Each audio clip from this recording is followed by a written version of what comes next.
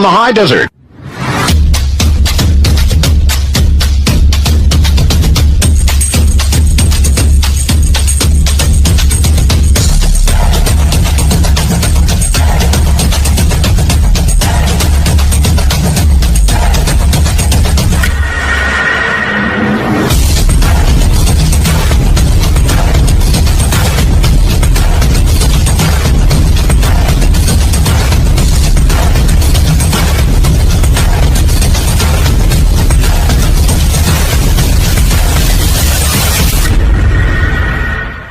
Want to take a ride from the high desert and the great American Southwest?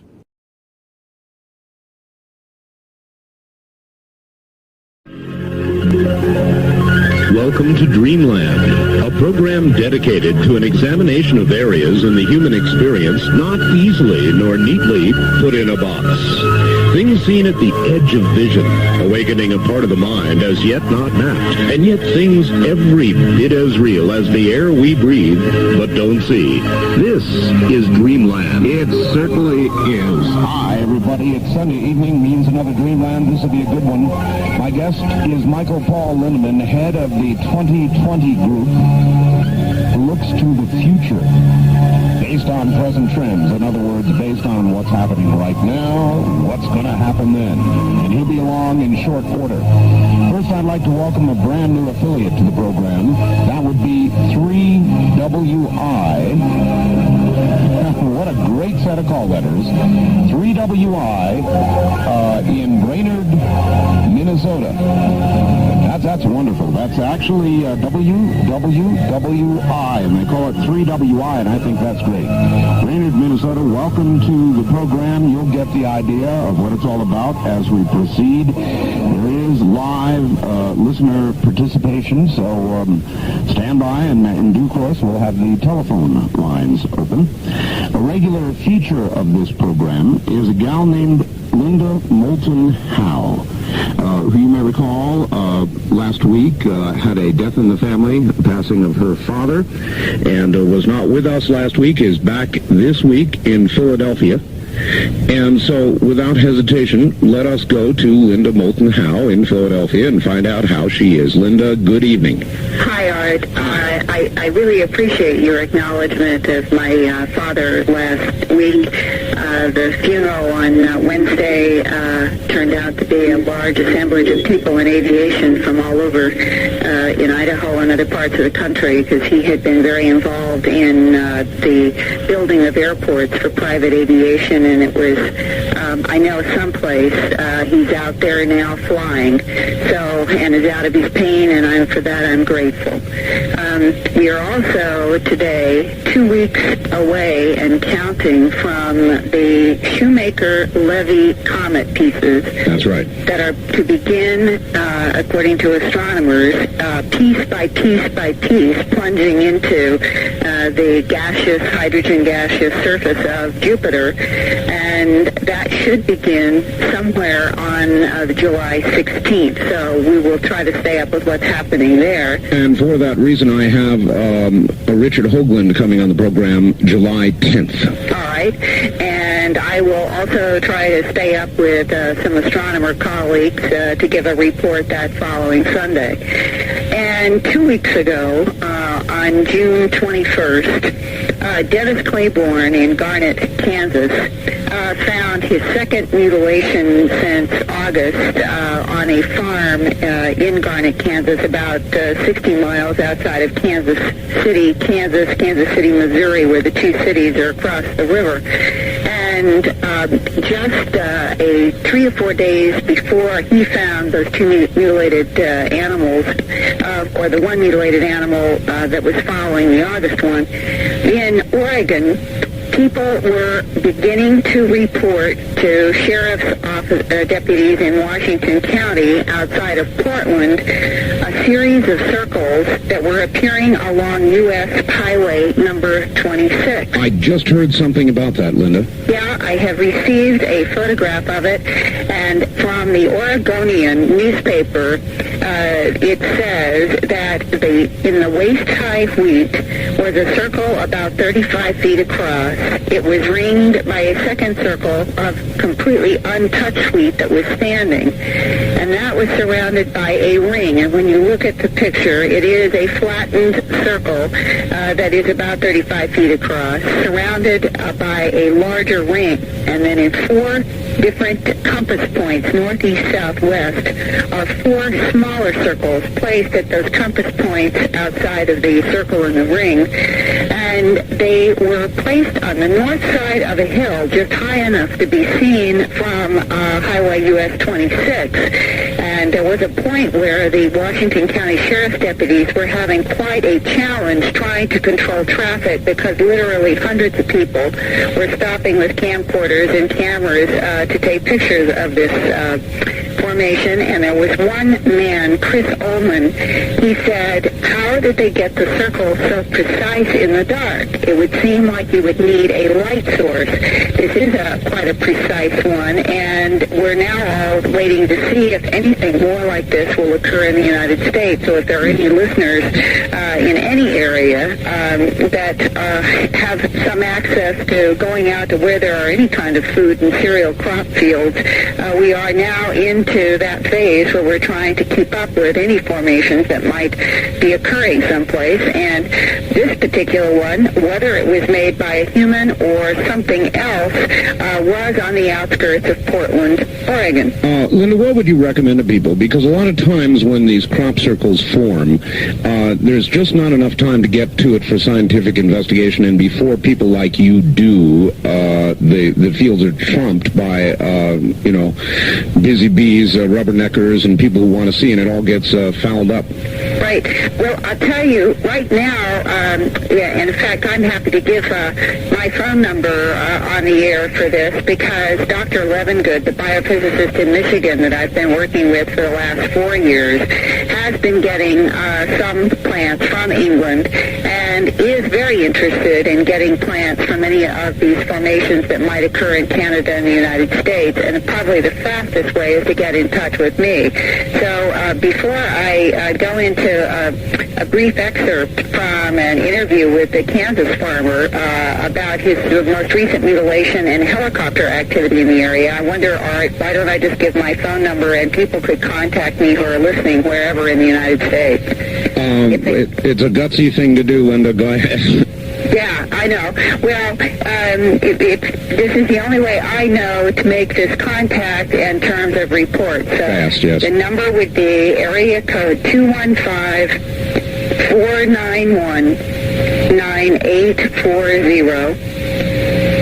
And I will talk with people, and we will see if there is some formation that does occur someplace. We will try to work with Dr. Levengood to get plants to him, and so I would be the contact point. Okay, Linda, but there are a lot of people listening, and so you better qualify it. The only calls you want are ones that are connected to crop circles? Crop circles, and I suppose if somebody also would in their area have heard about some recent mutilations, since they are occurring in a variety of isolated parts of the country right now, I certainly could take a call on that, too. All right, with those being the parameters, area code 215-491-9840, Linda Moulton Howe. Okay, Linda. Now, I'd like to share with you a portion of a conversation with farmer Dennis Claiborne, who lives in Garnett, Kansas.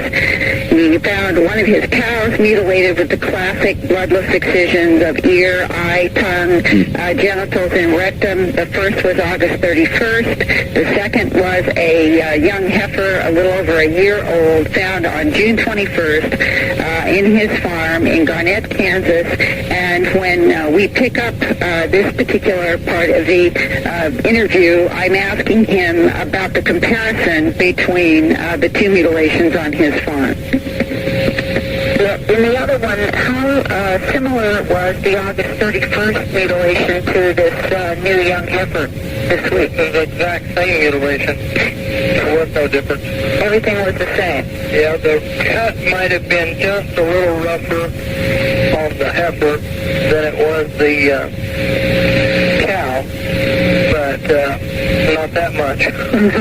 And what about the color of the tissue? Well, you can see in the photos that we're sending you that the tissue was extremely white on the heifer.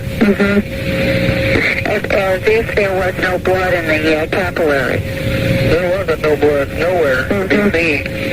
And you didn't see signs of struggle or tracks around this heifer in the grass this time? Which are what? Any signs of struggle or tracks around the heifer? Not around the heifer, there was just that ring in the grass. Right, the ring in the grass. Now, I understand that you have seen helicopter activity in and around this pasture recently? Yeah, about 2-3 months ago, or something like that, a couple months ago, I called the sheriff's department in the other county right across, we're right on the county line, and asked if they had anything on a helicopter going down, and they said not at their knowledge at that time. They didn't know anything about it. But you could sit out there behind the barn with working cattle, and you could hear it running off in the distance perfect. So you could hear the sound of a helicopter? Yep. But you didn't see it? Never did see it. And did you ever hear the sound of a helicopter at night? This was at night. It was at night? Yeah, every time we've heard it was been at night. And no running lights, no beams? Nope.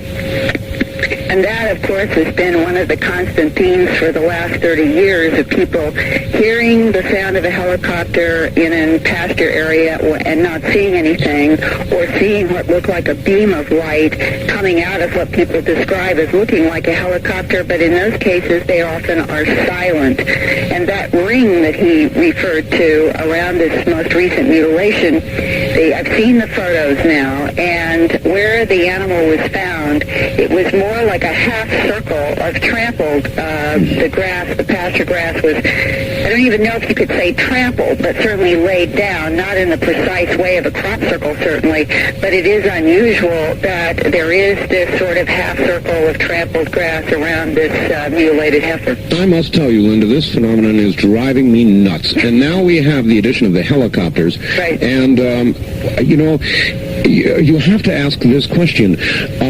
Helicopters would at least lead one toward government involvement, or the question of government involvement. And then you've got to sit back and say, now, what the hell would our government have to go to some farmer's field to get a cow to cut up? The answer is the government would not need to do that. That's right, and every law enforcement officer I've ever talked to since I first did a strange harvest 14 years ago has said this is not the way the government would operate. They would simply buy the animals that they needed, take them onto some military place, and they would take whatever it was that they needed. And I think it's also important to report about 7 years ago, a man who, as far as I know, works for intelligence in the United States government, told me, without my being able to ever name him or the source, but said that our government does monitor frequencies of what they consider to be non-human entities, and these frequencies that come from different vehicles or lights can be tracked and monitored, and when they pick up these signals, that certain teams are scrambled to areas in an effort to both monitor and possibly break up the action. And he indicated to me that this was done both in areas where there were mutilation activity and where there were abduction reports. Wow. That's what I say to that. Wow. Did he happen to tell you any of those frequencies? No. Those are the kinds of things that when you get into details, none of us really ever get, and that may or may not be wise on the part of some of the people in the government who have some assignments in some of this. They're monitoring, and I think they monitor. I don't think the government has all the answers, Art. I think that the government, like we, are trying to struggle with a phenomenon that is so complex and ever-changing that they themselves must study it. That, then, would certainly make sense. That's very intriguing, Linda.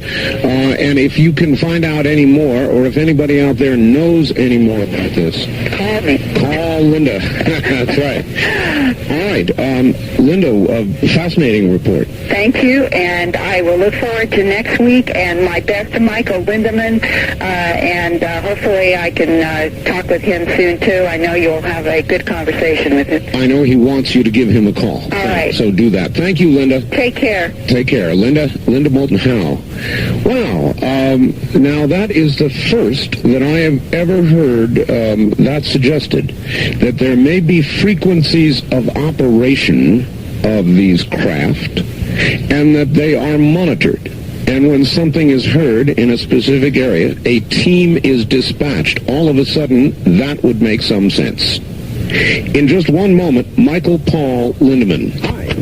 Michael Lindemann was born in Milwaukee in the state of Wisconsin, home of our new affiliate tonight, 3WI, in 1949. He became a conscientious objector as a university student during the Vietnam War, developing a lifelong interest in arms control, foreign affairs, and government policy. He earned a BA degree in psychology from Antioch University, followed by 2 years of study at the Graduate Theological Union in Berkeley. He later combined his political and psychological interests as an educator, social analyst, and futurist, first as executive director of the Peace Resource Center of Santa Barbara, then as founding director of the 2020 Group, which is a private research organization studying forces that shape the future. Since 1990, Michael Lindemann has earned national recognition for contribution to the studies of UFOs.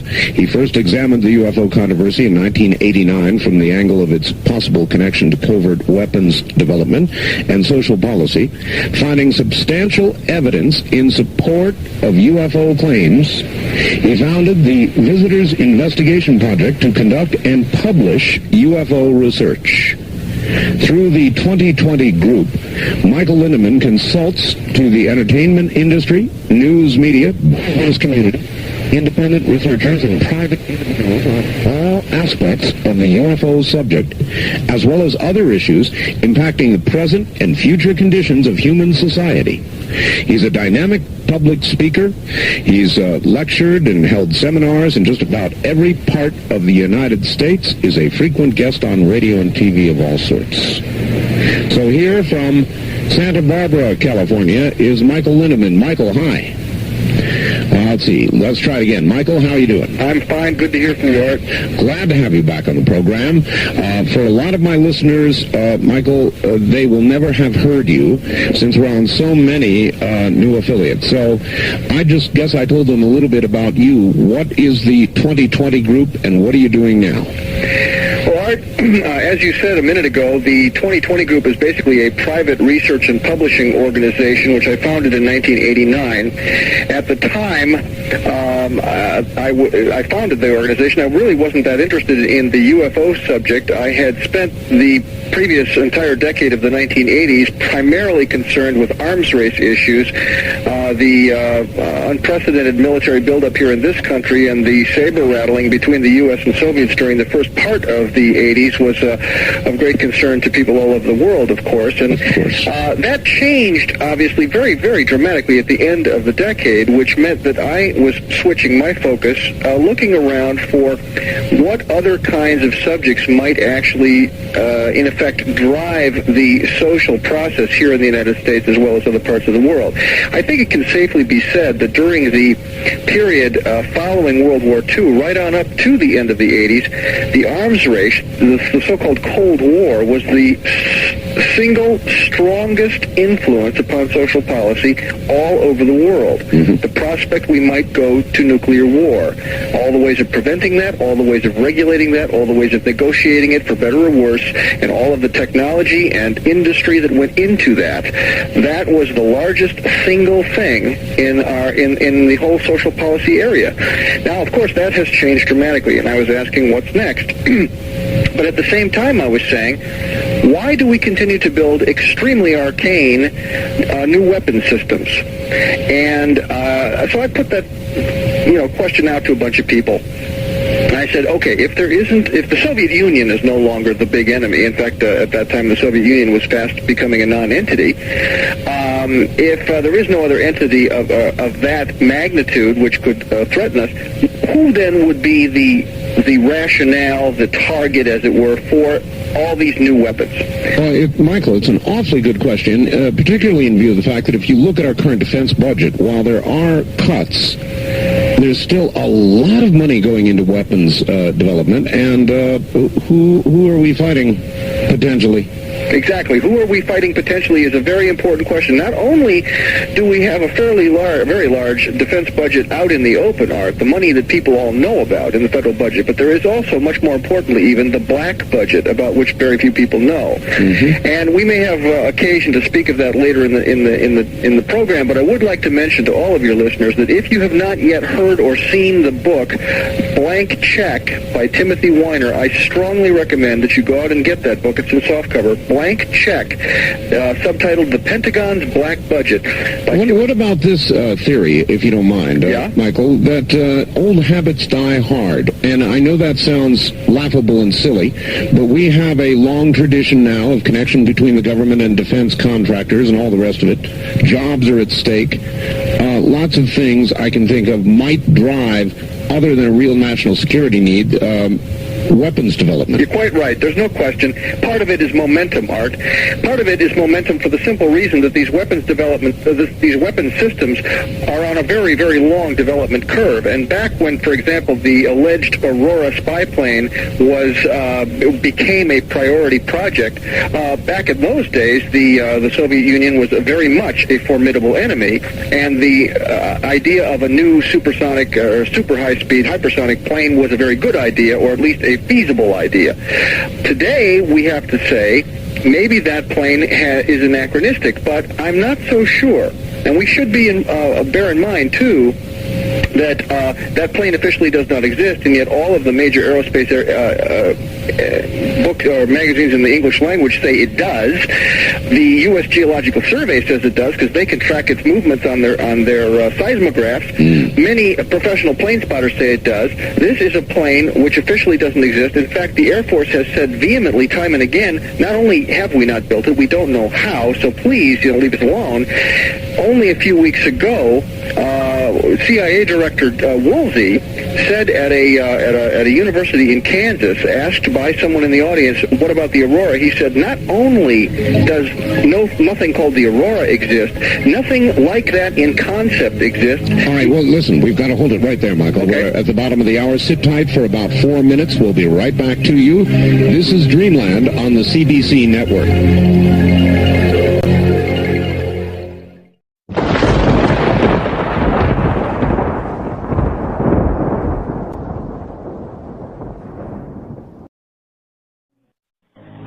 I'm Art Bell. I just happened to be in the neighborhood, so I dropped by to extend a special invitation for you to join me Sunday for Dreamland. It should be a great show. My guest will be Dr. Eldon Taylor. The topic, subliminal perception. Don't miss it. Sunday, Dreamland, right here on everybody's favorite radio station.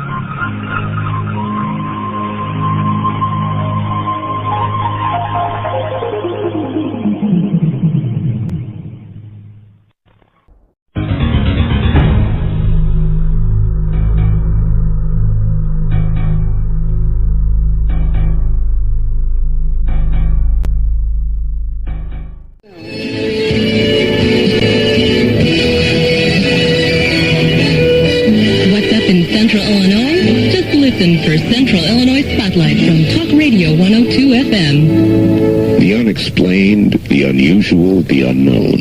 This is Dreamland on Talk Radio 102 FM.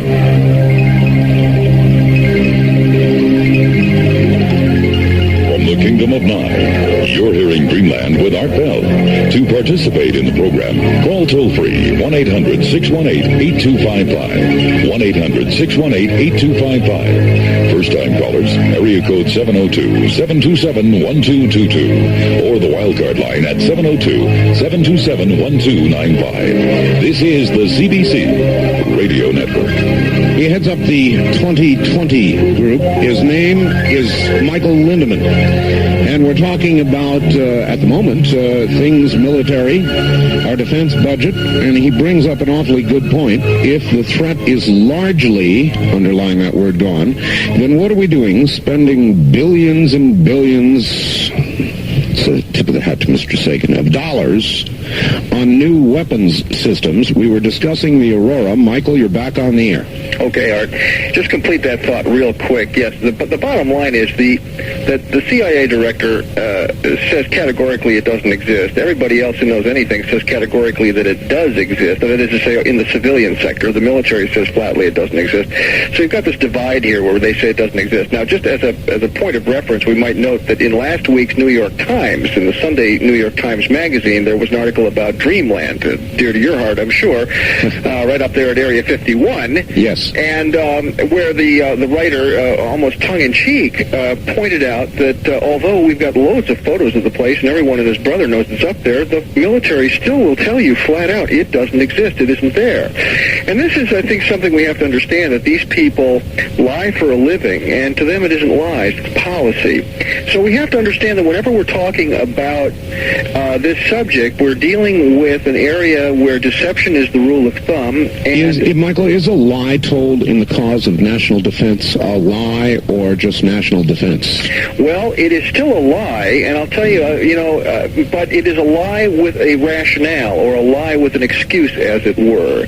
Ollie North trotted out his famous thing: we had to trade off which was more important, lives or lies, lives with a V or lies. He, in defense of his Iran-Contra behavior, Winston Churchill, when he was plotting with Stalin and Roosevelt to defeat Hitler, said in wartime, the truth is so important that she must be guarded with a bodyguard of lies. Now, this is the way policy is conducted, and I am not saying that it's always wrong. I am simply saying it is something we must understand. We must factor it in. I'm not pointing a moralistic finger at these people. I'm just saying facts are facts. Sure. These people lie for a living. Now, when it comes to the UFO subject, of course, we're up against what is arguably the biggest secret in world history, and there, of course, I think for all practical purposes, it is being conducted in a war mentality, though it is not necessarily a war issue, but it is certainly being conducted with a war mentality, and so we have to assume that this lies in defense of policy, lies as policy, is very much the order of the day. Have you concluded, Michael, that we are being visited? My personal conclusion is absolutely yes. I believe I am absolutely convinced. And what is the body of evidence that brought you to that conclusion? Well, it is, I must say, it has been coming together incrementally, Art. I wish I could point to a smoking gun. I really can't. I would like to say, however, that the new evidence, or the recent accumulation of evidence around the Roswell incident, is extremely compelling, and we can now point to several excellent books on that subject.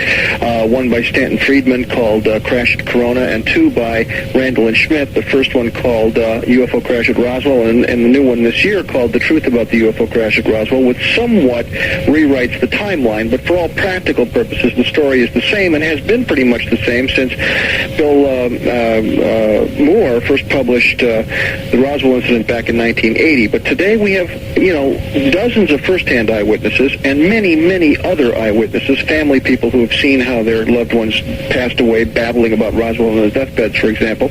We know that something extraordinary happened at Roswell, and it has all the earmarks of the most well-documented, legitimate UFO crash recovery in history. Not the only one, but one which is virtually a lead pipe certainty. And here we are face to face with one instance that proves the argument, as it were. Now, if Roswell happened as we think it happened, then the military is in possession of a substantial amount of legitimate UFO wreckage, that is to say, machinery built by a non-human, technically advanced intelligence. And they are This made the Rock 106. disappeared, was shipped out under unusual circumstances and later disappeared, never to be seen again. Glenn Dennis says that he was told also, if you speak a word of what you've seen or heard, someone will be picking your bones out of the sand. Yeah, it's easy to sit back academically when you're listening to this and saying, well, then why didn't they just blow it all out and, let the story out and go to the press and all that? Well, that's a significant threat. If you've ever had one made like that, you'll know. If not, you cannot imagine to kill you and your family and your children is not a trivial threat. That is correct.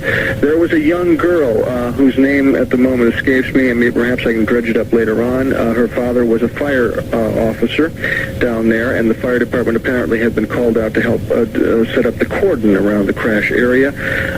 Some small pieces of wreckage showed up at the fire department for a short period of time, and this young girl, 12 years old at the time, Frankie something, I forget her first.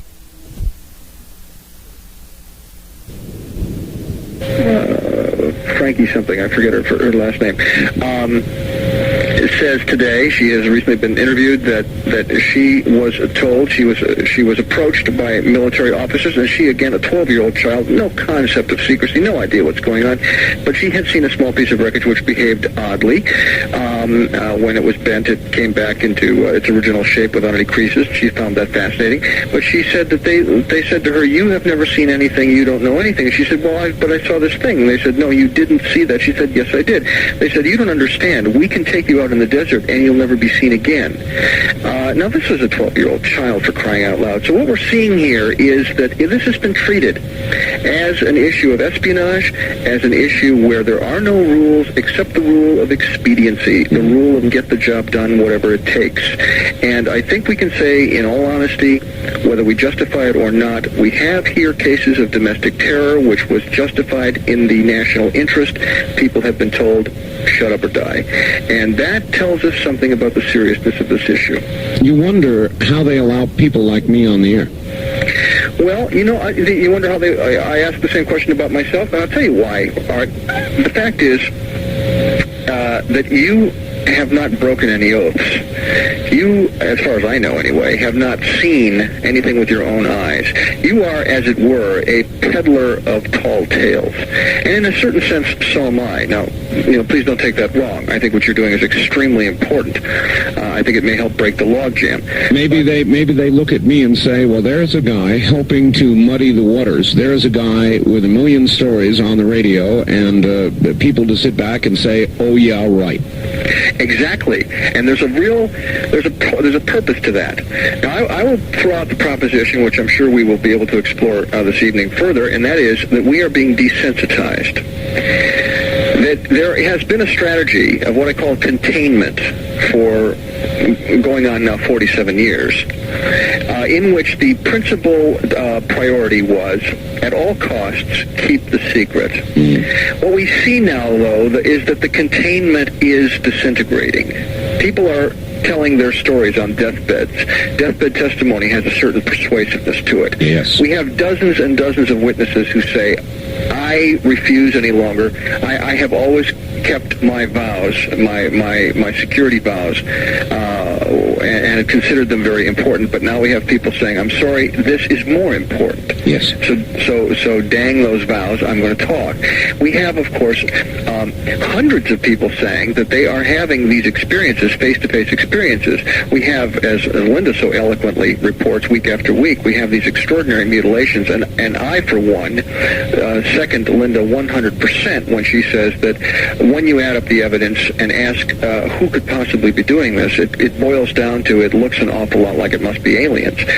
Maybe we can get back to that. But the point here is... Let me just stop you long enough to say, did you, her report tonight was particularly interesting. I could never make the connection with the helicopters because that would mean government. But her little story about frequencies monitored and units dispatched in areas of activity, all of a sudden that made some sense, Michael. Yes, I agree. The black helicopters, or the incidence of unmarked helicopters around the mutilation events, has always been one of the big puzzles. And I think it still is, but I think Linda's on the right track. Because it seems to me that it is extremely improbable that we, that is to say our military, or our people, whoever they are, are conducting the mutilations per se. And yet I am quite sure they must be extremely interested, perhaps even deeply concerned about this, and yes, they would be monitoring this. Yes. Now, there should be. If we understand anything at all about alien propulsion, it seems to me that one thing that we're aware of is that there are very, very strong and probably characteristic microwave signatures associated with low-level UFO activity. We have lots of evidence that that's the case. Indeed, that may be directly involved in the creation of crop circles. That it remains to be proven, but it's a possibility. In the case of the mutilations, if indeed a UFO must come close to the ground for a period of time in order that this event be perpetrated, as it were, it is possible that that very peculiar and powerful microwave signature would be traceable. And indeed, since we know that these events occur in concentrations and quite often for reasons unknown near major military bases. For example, the wave of things that have happened in northern Alabama happens to be rather close to the Huntsville area, which is an absolute military hotbed, of course, a major center for NASA as well.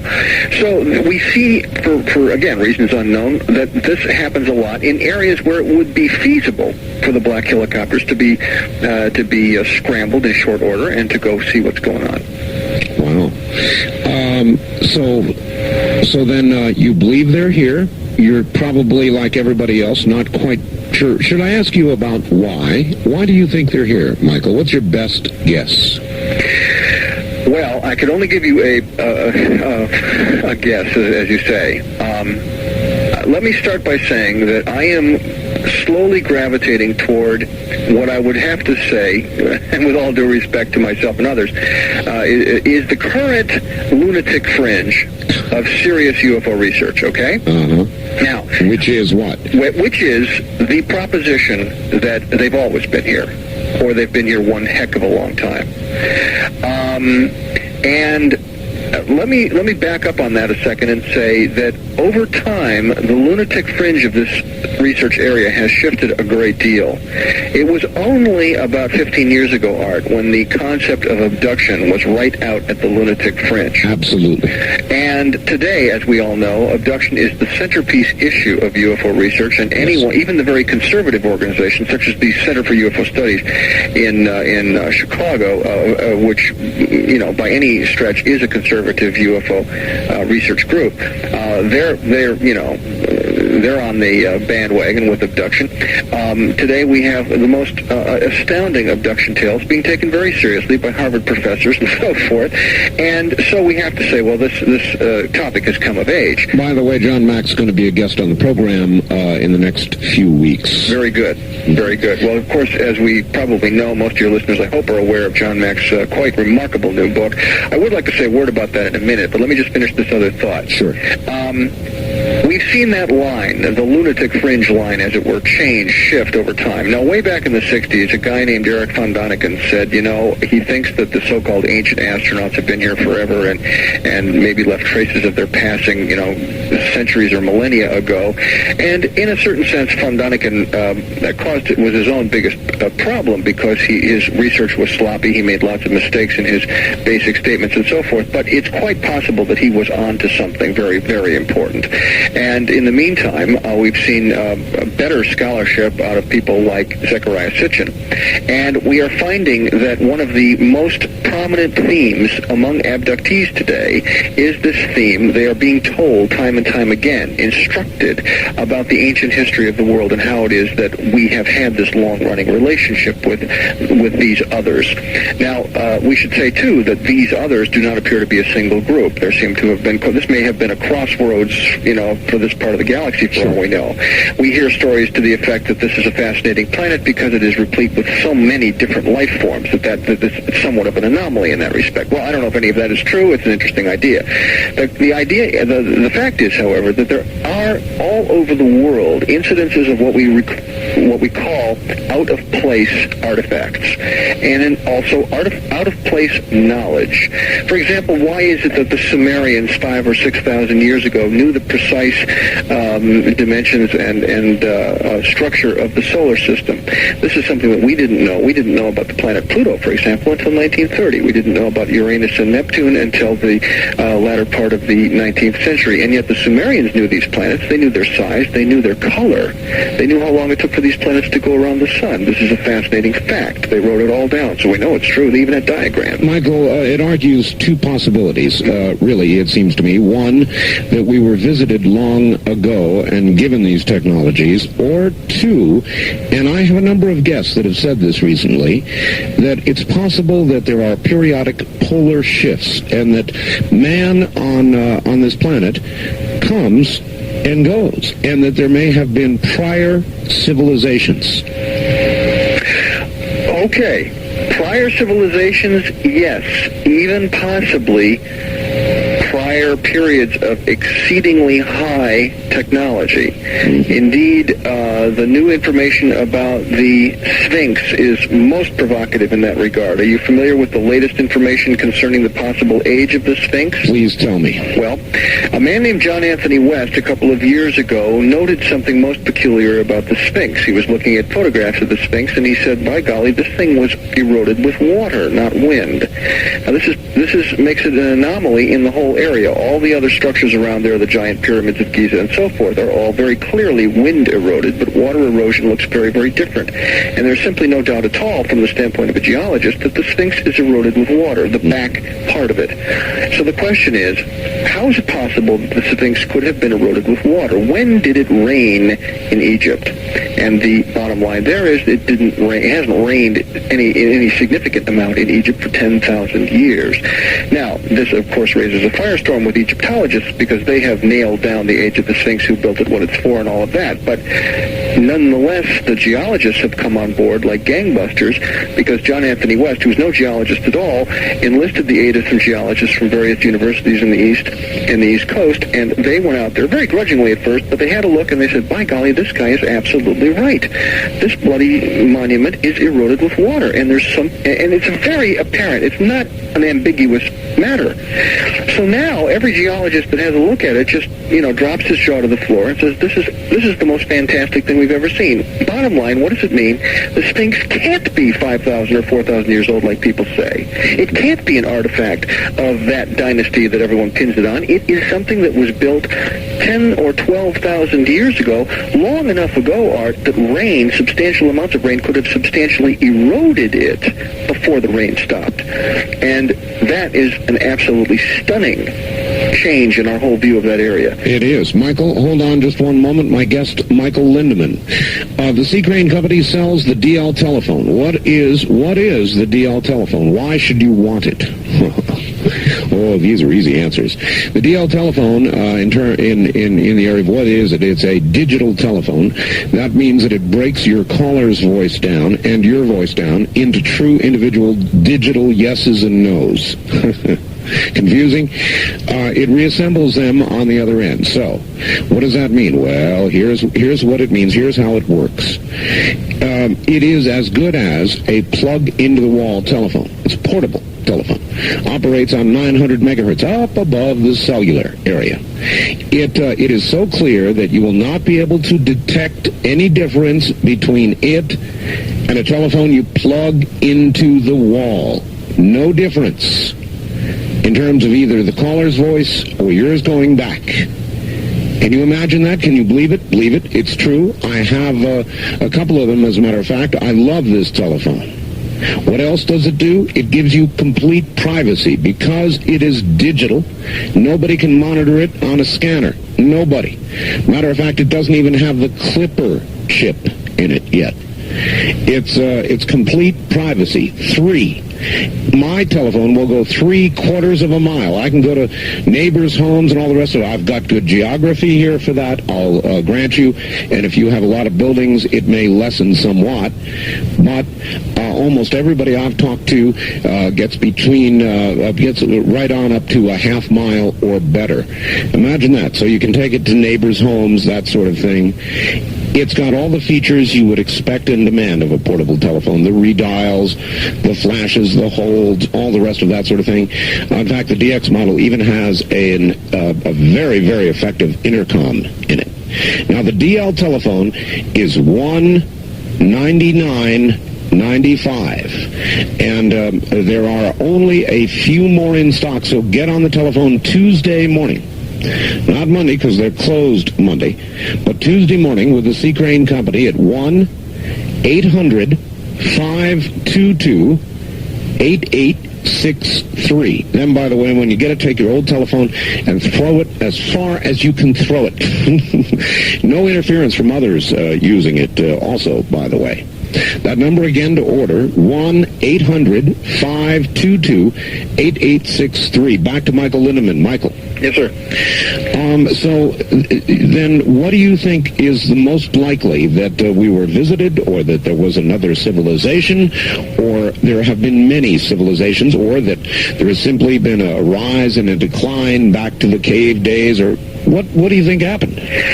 What I think, first of all, Art, is that we currently live in an extremely narrow worldview about our history, about our past. We have some giant surprises ahead of us in terms of understanding our past.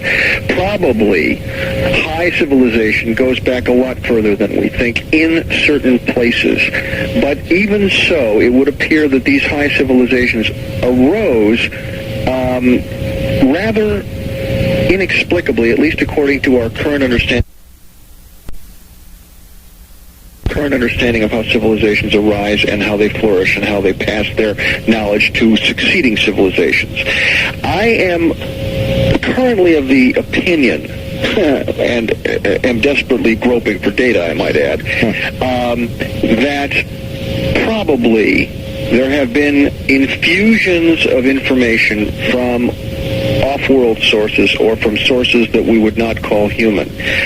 That this has probably happened periodically over time, and that would account in some cases for the sudden appearance of extraordinary civilizations in places that were not supportive of civilization prior. All right, why then would that knowledge not have contributed to a general rise rather than the possibility of there having been a highly technical civilization previously?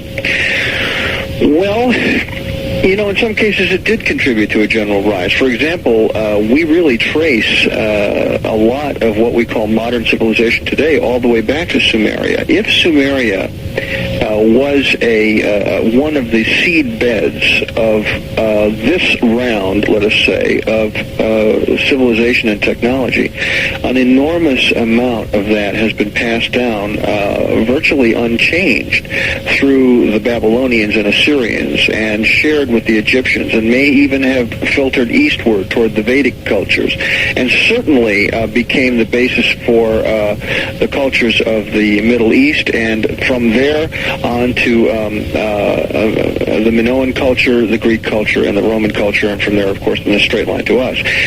There is no question that there has been a long path of more or less unbroken handing down. But the question is, where in,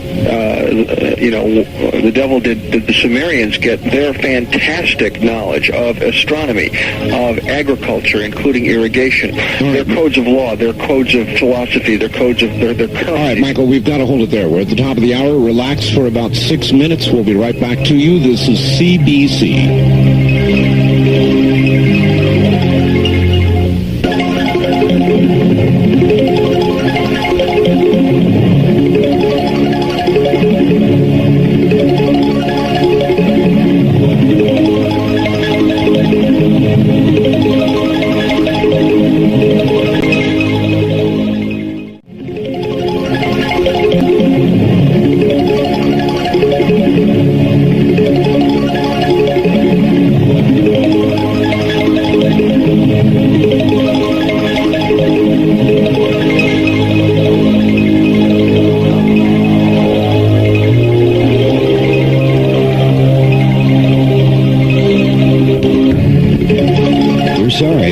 Satellite transmission problems, Talk Radio 102 FM presents a previously recorded Art Bell Dreamland program.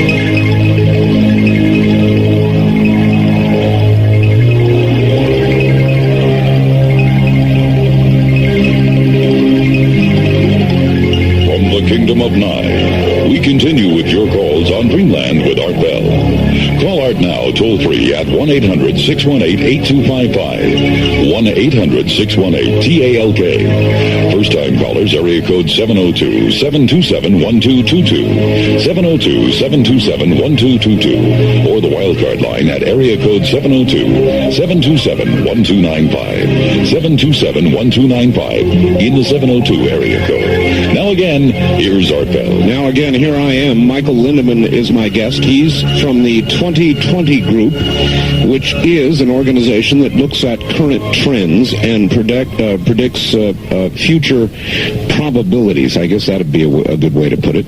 We're talking about the UFO phenomenon, the visitations we're having, and according to Michael, may have had for a very, very long time. And we're going back to it right now. We will begin to take calls shortly. Michael, a couple of things that I want to cover with you. Okay. You have a current project going on. What was it? You told me about it earlier, the name of it, and I'm terribly sorry, I've forgotten. Are you referring to the computer project? No. Just previous to that, you had mentioned a project by name. I had mentioned the project by name. Yes, you have. You've stumped me. Are you writing something currently, or?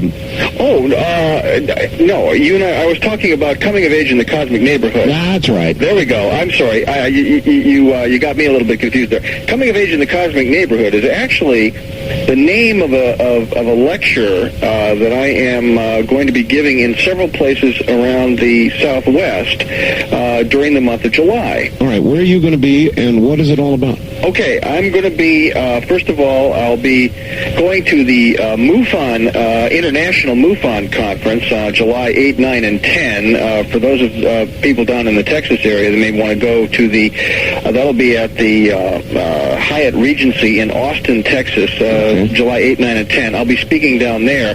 And then I'll be speaking in Albuquerque, New Mexico on the evening of Thursday, July 14th, and I'll be speaking in Scottsdale, Arizona, right outside of Phoenix, on Saturday, July 16th. In both Albuquerque and Scottsdale, I'll be delivering a lecture with lots and lots of slides and illustrations called Coming of Age in the Cosmic Neighborhood. And the catchy little punchline to that is, we are not alone, we are finding out, and that changes everything. So I'm trying to take a relatively upbeat attitude toward this. We're facing a huge mystery. We're definitely facing a political dilemma, to say the least. I think there are people inside the government who have taken this as one of the most serious challenges to the social order that they have ever had to deal with. It is very much on a par with serious warfare. But that does not mean we are necessarily facing hostility. What we are facing is high strangeness. We are facing the unexpected. We are facing the infusion of influences that we are not ready for. And that can be problematic, but not necessarily a disaster in the end. We have to get ready for this. We have to grow up and face the music. I think that is a huge challenge. I think it's exciting, and that's what I'm going to be talking about. All right. Here's a what if, Michael, and I'm curious how you would answer it. If I came to you, and I was from the government, and I said, look, most of what you've talked about, well, some of it, you're off, you don't have it quite right. But the fact of the matter is, we are being visited. We've been visited for a very, very long time. The Clinton administration has decided that it wants to break word to the American public. You, Michael Lindeman, have studied this sort of thing. What do you recommend to us? What exactly would you tell them? I would tell them a couple of things. First of all, I would say that the process of desensitization is probably a sound political strategy, and I do believe that they're pursuing that. I don't believe that was a Clinton strategy. I believe it's been in place for several administrations at least. But I would say, yes, we must start telling people that things have been going on. And I believe we should start with some of the old cases. We should start to acknowledge that we have solid information showing the fact that we have been visited. This is going to be a hard pill to swallow for some people, but it's interesting that it may be less of a challenge than some people have predicted. Well, after all, Michael, we did swallow the plutonium pill. Yes, that deplorable pill. Quite too. It's true, and it may just be that people are so kind of just generally overwhelmed with the rigors of daily life that they're kind of going to yawn and go, "Oh yeah, right, aliens, no problem." I don't think so. Now, of course, it's been there has been a running supposition in government, and we know this from looking at the Robertson Panel report from 1953, the CIA report about debunking the Brookings Institute reports that came out of the late 50s and early 60s, reports from NASA and so forth, telling us unequivocally that the government has assumed that there would be some kind of very unpredictable social disorder if they simply said, well, by the way, we've got aliens and we can't catch them and we don't know who they are or what they want, thought you'd want to know, that would probably precipitate a disaster which they were unwilling to take a risk on. I understand that. I think they're probably right. But I think, too, we're very different people today than we were then. I think that we now have a generation of adults who grew up with the space age. We have a generation of adults who grew up with fantastic space movies, who've seen all kinds of stuff on Star Trek since it began back in the late 60s. All this kind of thing has changed the picture enormously. We also have a huge amount of information coming out and reported much more respectfully today than ever before, though there have been waves in the past of good reporting and big stories. Today, it's really unprecedented. The number of books, the number of quality television programs, the number of reports in the newspapers and magazines, all this is changing the picture a tremendous amount. It is. Still, the government is not likely to tell us about something that the government itself does not fully understand.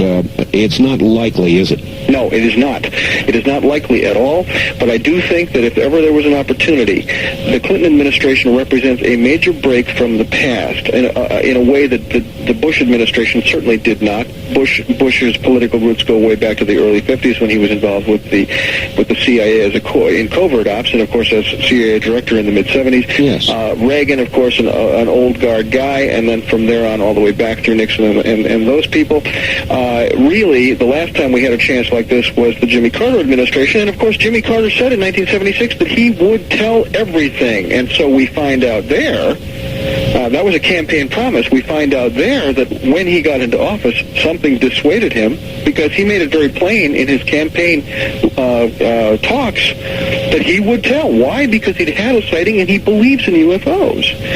So that changed when he got into office, and we have reason to believe that he, like other presidents, was briefed and told, I'm sorry, Mr. President, you really don't understand the nature of the situation. It's well under control, but you're not in charge of this one, sir.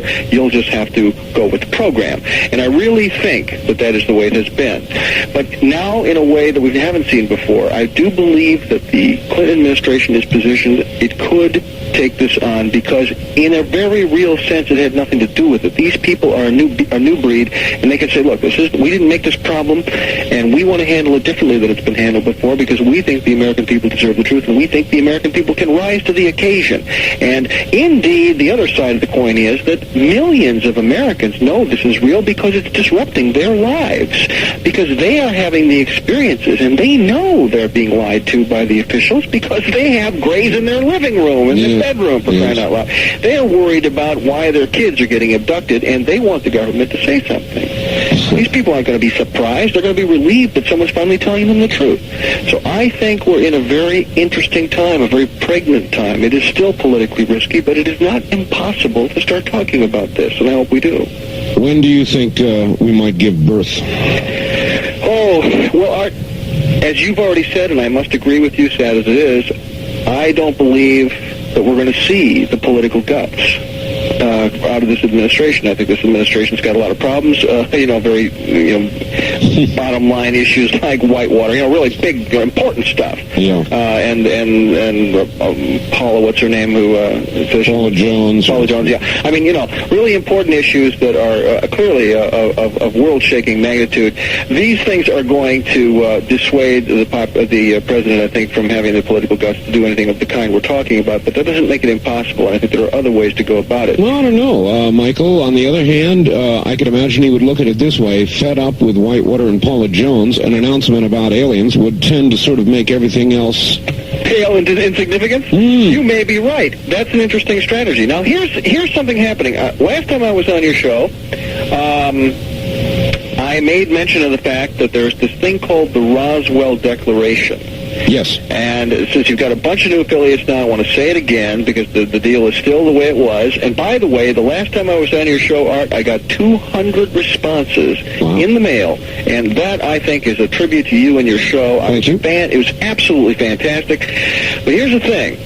There's a piece of paper called the Roswell Declaration. It is now being widely circulated around the country and in Europe. And we have just learned, I'm happy to say, that it will soon appear as a full-page spread in Omni magazine, which, of course, will present it to millions of people. What is it?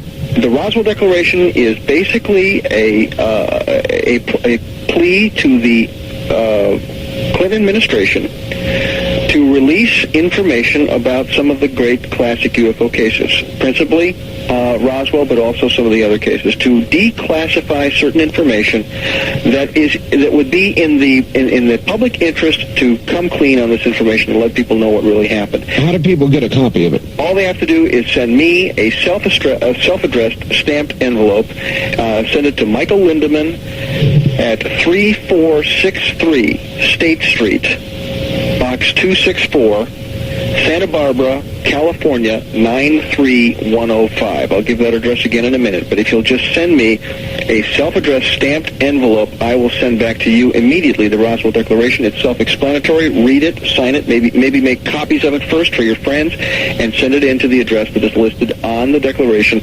And you will be joining tens of thousands of people, all of this being collected now, and after Omni presents it, and after it's presented in a few other major news venues, it will all then be collated and sent as a single huge petition to the administration. It will be sent to the president. Yeah, okay. Who's doing this, Michael? Who's behind it? Well, it began with the initiative of a single individual named Kent Jeffrey, and this man really deserves a huge round of applause because he took this on by himself. He wrote the declaration by himself with the help of other people, but including the Mutual UFO Network, the Center for UFO Studies, and the Fund for UFO Research. They are now all co-signers of the Declaration. This is really a good idea. Now, give the address again, please. Please send a self-addressed stamped envelope to Michael Lindemann at 3463 State Street, Box 264, Santa Barbara, California, 93105. And I will send you a declaration in the same day's mail. All right, and when they're done with it, where do they send it? Do they send it back to you? No, there is an address listed. In fact, they can send it either to the Mutual UFO Network or to the Center for UFO Studies. Those addresses are listed on the Declaration. Well, you know what, Michael? It just might be true that if enough of these were signed and sent in, and it were actually in the hundreds of thousands or hopefully millions, that this administration might take note and actually use it as a reason to make an announcement. It is possible, and it's very timely, too, that there's going to be an absolutely first-rate movie about Roswell on the Showtime network on Sunday, July 31st. Now, I'm sad to say that may cut a little bit into your audience, Art, because it's going to be broadcast, I think, during your show. That figures. But I would like to say, not wanting to take one listener away from your show, this is a program. If you're going to be listening to Art Bell that night, then by golly, have your VCR running and get this thing on tape and watch it, because I have seen it. I have already seen an advanced copy of it, and I can tell you this is one fine movie, and it is a you might say it's a fictionalized docudrama. What is the name of it? It's called Roswell. Roswell. And it tells the story, and it is gripping. It has some name stars. Kyle MacLachlan is in the role of Jesse Marcel, the intelligence officer out of Roswell who first broke the story in 1977. It has Martin Sheen is in it, and some other well-known actors and actresses are in the program. It's first-rate. It was a big-budget production for Showtime, and they've stayed true to the facts, even though it is classified as fiction, the story is true. That it really then ought to put some oomph behind the Roswell Declaration, eh? Well, we surely hope so. And now it would appear, though there isn't a deal cut yet, it now appears that there may be some announcement concerning the Roswell Declaration in conjunction with Showtime. Wow. And we hope that happens. Showtime seems to be taking well to that suggestion. It's in negotiation or something. I can't imagine that they have anything to lose by that. Oh, Michael, that's very exciting. All right, hold on just a moment. We'll come right back to you, Michael. That really is very exciting. Michael Lindemann of the 2020 Group in just a moment. Important enough, I'm going to repeat this address. All you need do is send a self-addressed stamped envelope. No money, just a self-addressed stamped envelope to Michael Lindemann. That's Linderman.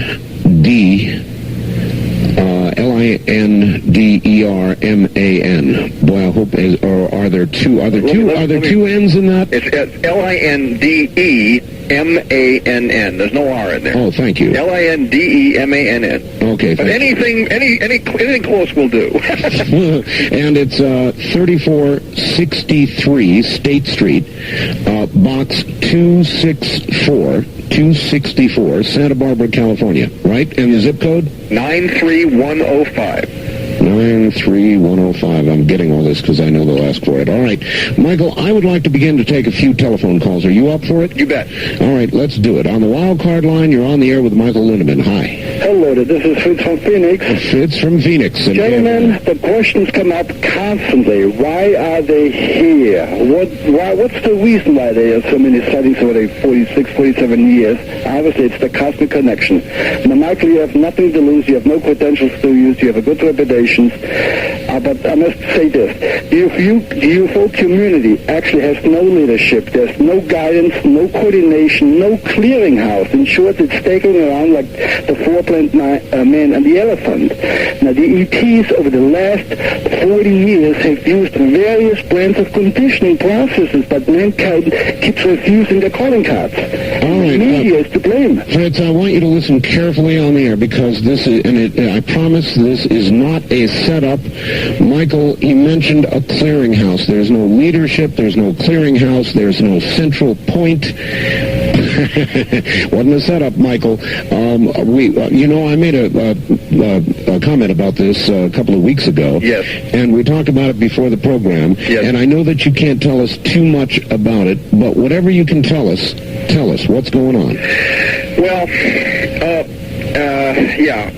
Fritz, I'm very cognizant of the problem that you've said. I agree with it. I and a number of other key people in the field, in fact, people who are really quite senior to myself in terms of their contributions to UFO research, are currently in discussion about establishing some kind of an ongoing forum on a major online computer carrier that would allow people who are online, people who have computers, to participate in an ongoing way with high-level, high-quality discussions with top researchers, and those researchers would be able to discuss amongst themselves in forums which can be broadcast publicly over the network, over the computer network, and then rebroadcast again in print or in other forms of secondary broadcast formats. But the point would be that we would begin to have a concentrated online information sharing, information synthesizing process. Mm-hmm. Now, this project has been in development for more than 6 months. It is still not ready for public disclosure. I have to be rather reticent about it, and we are not at all ready to start, telling people how to subscribe. But I will say this: I am now, after recent developments, I am now confident that this project is going to come to fruition, that it will involve a more or less astounding array of high-quality researchers when it comes online. And I'm very happy to have played a role in causing this thing to occur, and I would love to tell all your listeners right now how they can just sign up and do it. Well, maybe next time. Yeah, since you cannot, that was going to be my question. The moment you can, will you come back on the program? I sure will. I would be delighted. That's very exciting. It's about time, and I don't know what else to say other than that. It's about time. On the first-time caller line, you're on the air with Michael Lindemann. Hello. Good evening. This is Bill from Vancouver. Hi, Bill. KEX and KVI. I'm lucky. Yes, sir. Mr. Lindemann, I have a question for you. Could you briefly tell me what is, since you know so much about weapons, what is this red mercury? And also, would either one of you be interested in receiving photos from the newspapers, not only the Oregonian, but there's several community newspapers of Forest Grove, of the field, the circles, and that? Oh, yes, absolutely. Okay. I would like to receive anything you've got on the crop circle activity up there. I would be very grateful. Did you get my... Yeah, can I put that in with when I send for the declaration? You sure can. I'd be delighted. Thanks so much. Okay, and Mr. Bell, could you please also say your P.O. box number on the air? All right, I'll give my address out. Michael, we've only got just a very few seconds before the break. Red mercury, do you know what that is? Frankly, I hate to sound stupid, but I don't know about red mercury. Sorry, caller. Well, that's all right. Michael, we're at the bottom of the hour, so what I would like you to do is just sort of hold on for a moment. We'll both look forward to those clippings. I certainly will. By the way, my address is Art Bell, Post Office Box 4755, Post Office Box 4755, Pahrump, P-A-H-R-U-M-P, Pahrump, Nevada. Don't laugh, zip code 89041-4755. You're listening to Dreamland on the CBZ Radio Network. It's here for Central Illinois. This is Talk Radio 102 FM.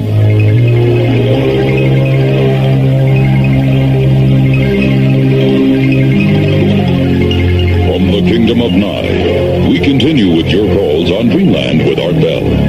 Call Art now toll-free at 1-800-618-8255. 1-800-618-TALK. First-time callers, area code 702-727-1222. 702-727-1222. Or the wildcard line at area code 702-727-1295. 727-1295 in the 702 area code.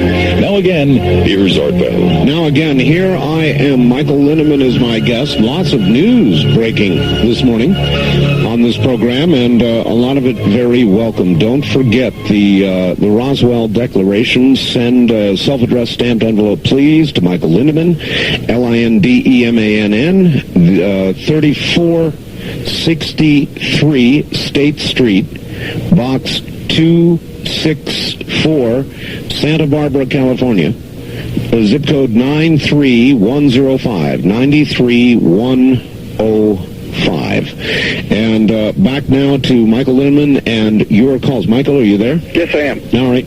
Are you ready for more? Yes, I am. I want to make a quick comment before you pick up the phone there. The gentleman who called about red mercury, one of my friends was standing by here listening to the program and said, don't you remember about the red mercury business that was basically has to do with the possible proliferation of illicit nuclear materials out of the former Soviet Union or the satellite Soviet states.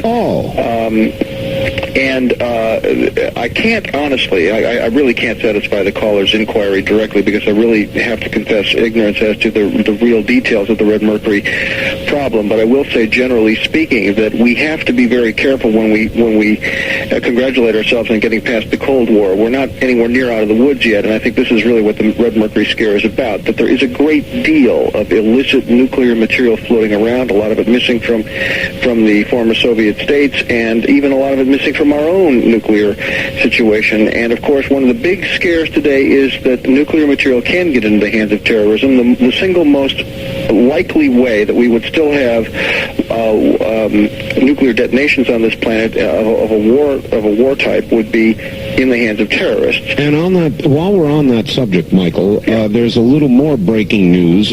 Tomorrow morning, there is a historic and perhaps even troubling first. The FBI opens their office in Moscow tomorrow morning. And they do it ostensibly to help with Russia's terrible crime problem and to investigate, I believe, the connection between the Russian mafia and the possibility of their getting hold of some nuclear weapons. Were you aware of that, Michael? Well, to be honest with you, I was not aware of the nuclear weapons issue, but I will say this. It is a truism in today's world that small, easily portable nuclear weapons would be probably the most valuable black market item imaginable, and that there are arsenals of such weapons in the former Soviet states which have not been guarded up to our specs, okay? And yes, the FBI is interested in this. We might even say desperately interested in this. And yes, our own intelligence agencies. And indeed, I think, in fairness, the governments of the former Soviet states are extremely concerned about this, but that the concern alone may not stem the flood. There's something I missed here, Michael. I thought the FBI was a domestic agency. If I'm not mistaken, what we have here, Art, is something on the order of an advisory office. I'm not sure about that, but you're right. The FBI is undoubtedly a domestic agency. But then again, you know, these agencies cross the line. The CIA will tell you every single time. You said, do you do any in-country? Absolutely not. Well, I should say not, but you know, that's a pile of baloney. So the fact is, these agencies go where they need to go, and they really aren't governed that powerfully by any code of law. All right, just before we leave the subject, what about Korea? It's big news. They're building nuclear weapons, probably already have them. Jimmy Carter just came back with almost a peace in our time flap of the paper, and now it looks as though the crisis is kind of on the back shelf again. Is it really, Jimmy Carter came back and said the crisis is over. Is it really over, Michael? Well, of course, I'm not sure, but I will say this. I don't believe that any legitimate state has anything to gain by threatening to use nuclear weapons. Many states want to possess nuclear weapons as a hedge against their own social disorder. North Korea is one of the final bastions of old-line communism. As such, they are absolutely anachronistic, and the Pyongyang administration is looking at the prospect of a total social disaster if they lose their grip on the people. Right. It is a very good idea from their point of view to have weapons, but not to use them.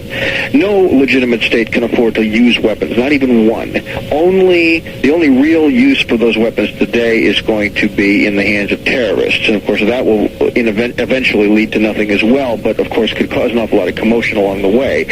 But I think that's where the threat of the weapons comes from, is that these states need them to buttress their own legitimacy with their own people, and in that respect, no, the crisis is not over, because North Korea is on the verge of a social catastrophe. Right. In other words, are they actually giving up the idea of nuclear weapons, ready to negotiate them away, or are they just stalling for time while the fuel rods they have cool? They cannot yet extract plutonium from them, and surely the one thing they needed was time. Is that what Jimmy Carter and this administration have now given them? Time? Not necessarily. Yeah, they may have given them time, yes, but what is more important, what North Korea needs more than time is legitimacy. North Korea needs to feel that it is not the odd man out in a world ringed by enemies. And if North Korea can be made to feel, if, for example, there is a genuine detente between North and South Korea, if North Korea is welcomed into the fold of economically developing countries in the Far East, then we may see a possibility where the North Koreans do not feel the need to develop nuclear weapons in the way they have felt. And I would call that a step in the right direction. I can't guarantee it'll happen, but I think that is where the negotiations are headed. All right. On the first-time caller line, you're on the air with Michael Lindemann. Hi. Hello there. Hello? Hi. Yes, ma'am. You're on the air. Turn your radio off and tell us where you're calling from. Turn your radio off. Hawthorne, Nevada. Hawthorne. Okay, go ahead. Well, I just heard these numbers, this phone number, and I finally decided to call them. I just have one thing I'd like to know, and that is, why do we have to go through, the first time you make a phone call, why do you have to go through this process? I'm sorry, I'm not understanding what you mean. Well, the first time call... Ma'am, we have this number to make it easier for people who are trying to get through the first time. I see. Okay, do you have a question? Not really. Not tonight. All right, thank you. Apparently just wanted to see if she could get through. On the wild card line, you're on the air with Michael Lindemann. Hi. Michael. Yes. Calling from Portland. You were in town last week. Yes, I was. And that was a great lecture you gave with Randall and Schmidt. Thank you. I've promoted your book quite a bit, Six Viewpoints. I consider it a quintessential book, along with Linda Howe's new book, Glimpses of Other Realities. I'm flattered that you would compare my book with hers. Hers is magnificent. Now, Michael, a few years ago you made a prediction that as ET information became analyzed, it would appear that the human race started independently around the globe. It seems like you've been vindicated. I'm sorry, I'm not entirely sure what you're saying. Try that question again. You made a prediction a couple years ago that as a lot of this information became analyzed, that it would be believed that the human race evolved around the globe, not just in the one place as is commonly believed, but throughout the planet. Oh, I see what you're getting at. Okay, I see what you're getting at. And information in certain science magazines kind of vindicates you that this indeed has come true. Well, thank you. That's actually a rather subtle point, and I thank you for bringing it up.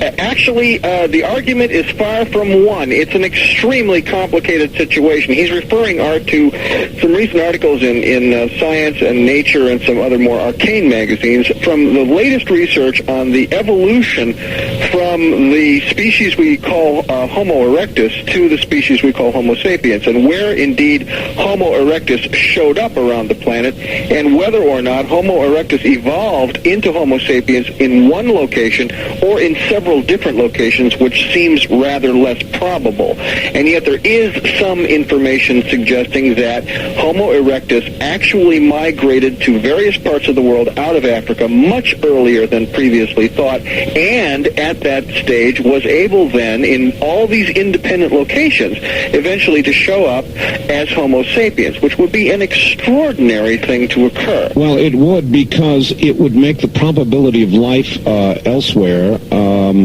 greater, would it not? In other words, let me get it straight. Are you saying that it came from one central location and migrated to other locations, or that it developed along simultaneous lines at several points? Well, it's actually both of what you said, but here's the thing. There has long been a theory that our species evolved in Africa and then migrated to many parts of the world, or that there were successive waves of migrations, so that, for example, Homo erectus, a predecessor of ours, evolved in Africa and then moved out into various parts of the world, showed up in China, showed up in the steppes of Russia, and so forth.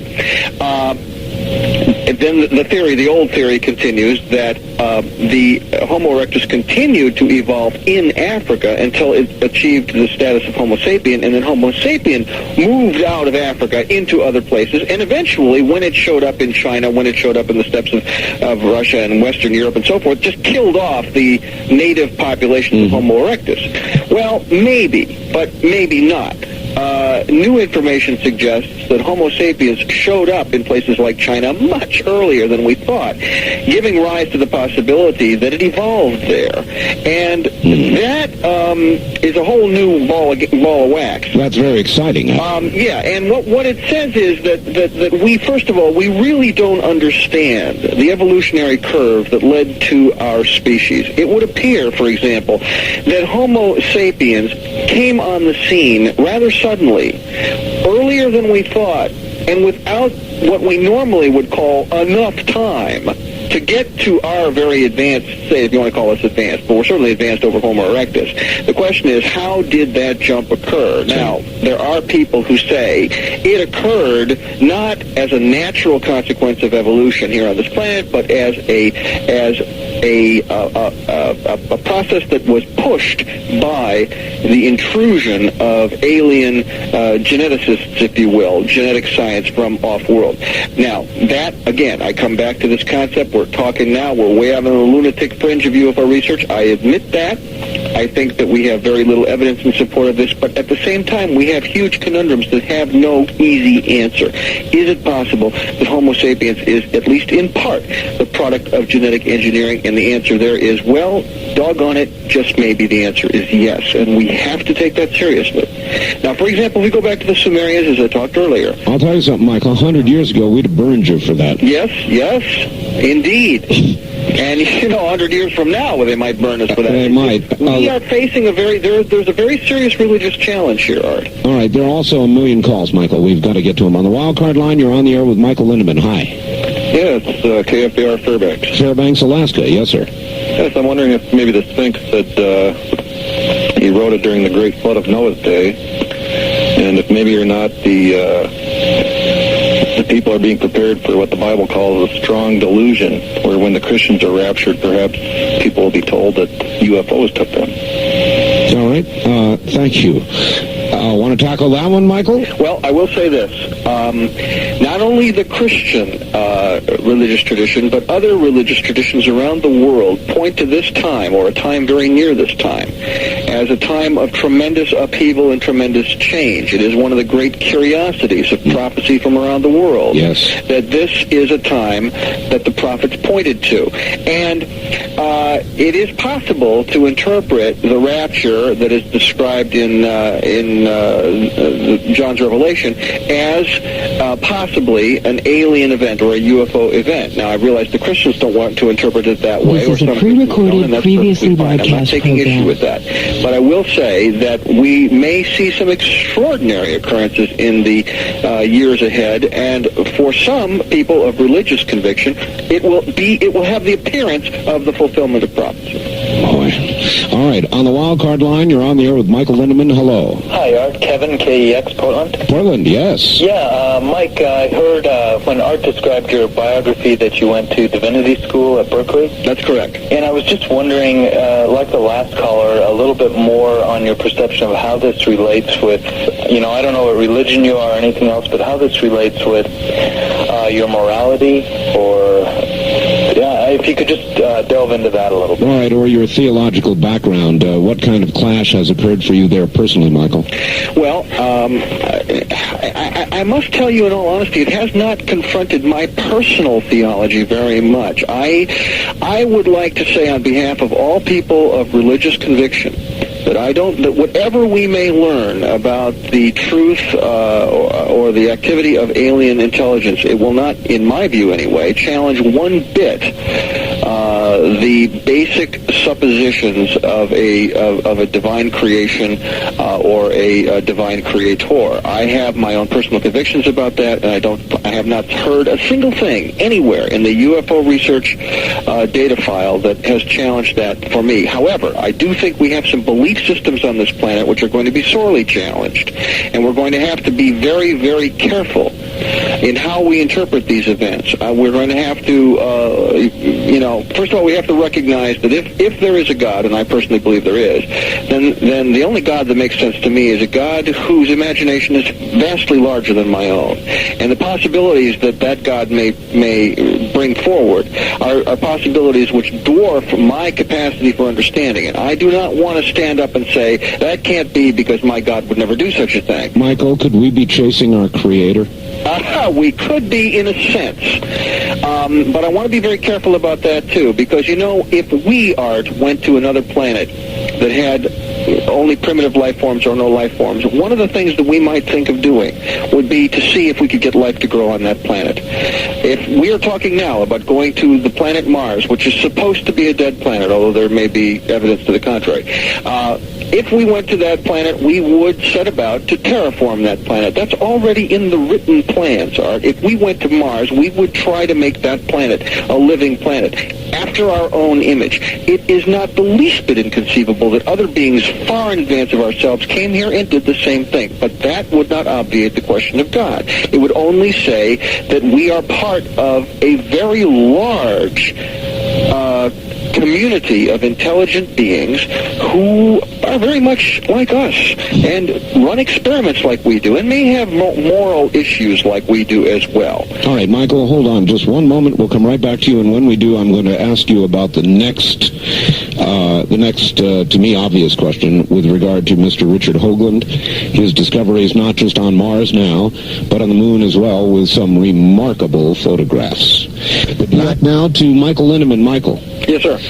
Richard Hoagland, I've been in close contact with him lately. Mm-hmm. Some incredible discoveries on the moon.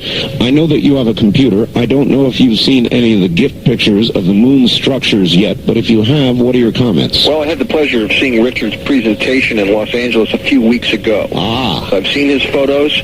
I want to say, first of all, I think Richard is a real pathfinder. He's a real groundbreaker. I don't agree with everything he says, but I have respect for the way, for his courage in bringing forward these ideas.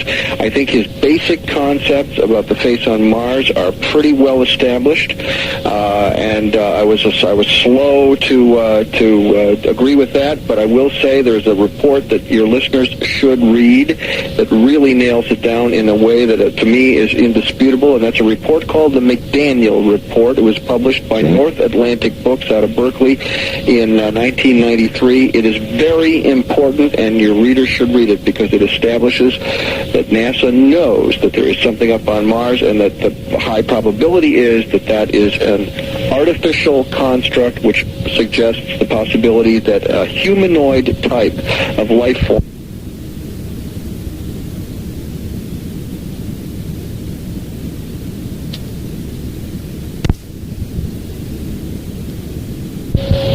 Richard Hoagland's analysis there, of course, is nowhere.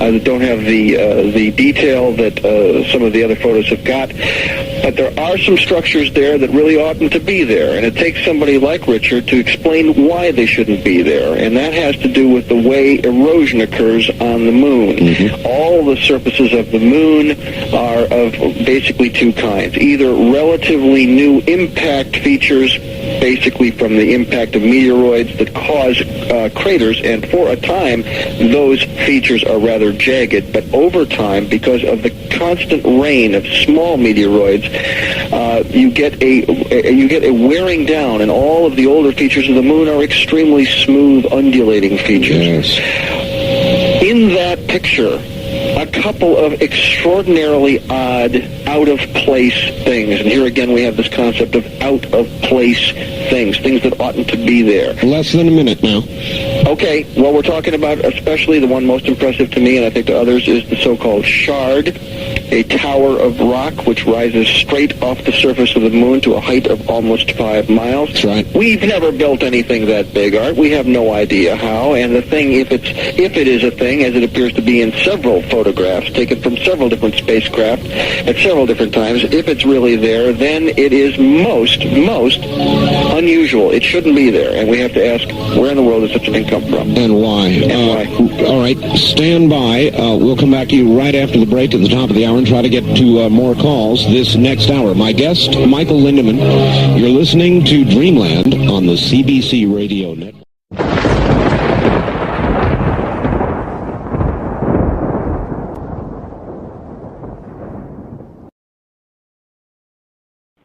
This is Art Bell, inviting you to join me every weeknight for interesting and controversial talk from Area 51 in Nevada, UFOs, time travel, the paranormal. Look, if you're talking about it, or possibly just even thinking about it, you can guarantee we'll be covering it. It's Coast to Coast with me, Art Bell.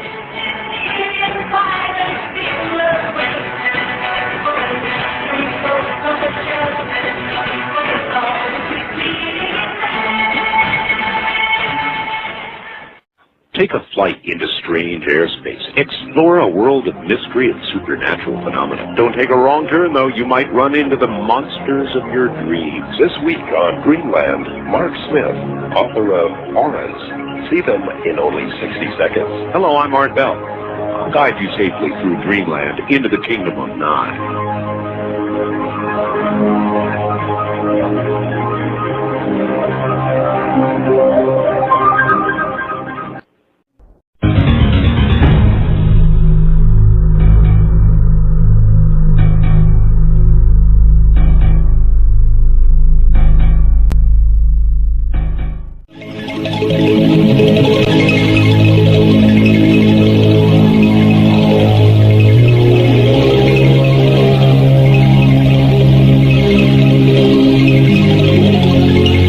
Kingdom of Nye. We continue with your calls on Dreamland with Art Bell.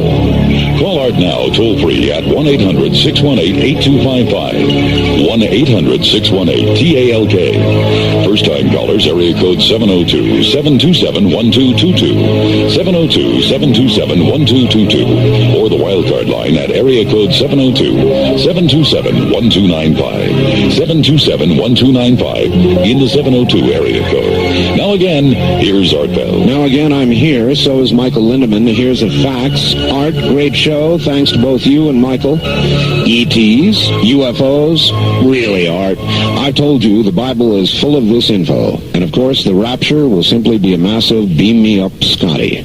And under the category of ask and ye shall receive with regard to red mercury, somebody sent me an entire article that's going to bear some examination entitled Red Mercury.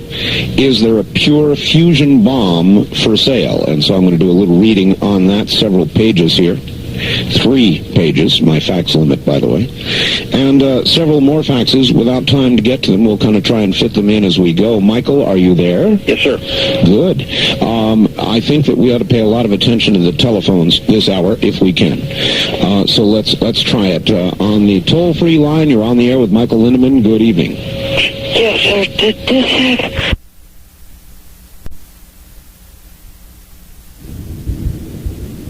So let's try it.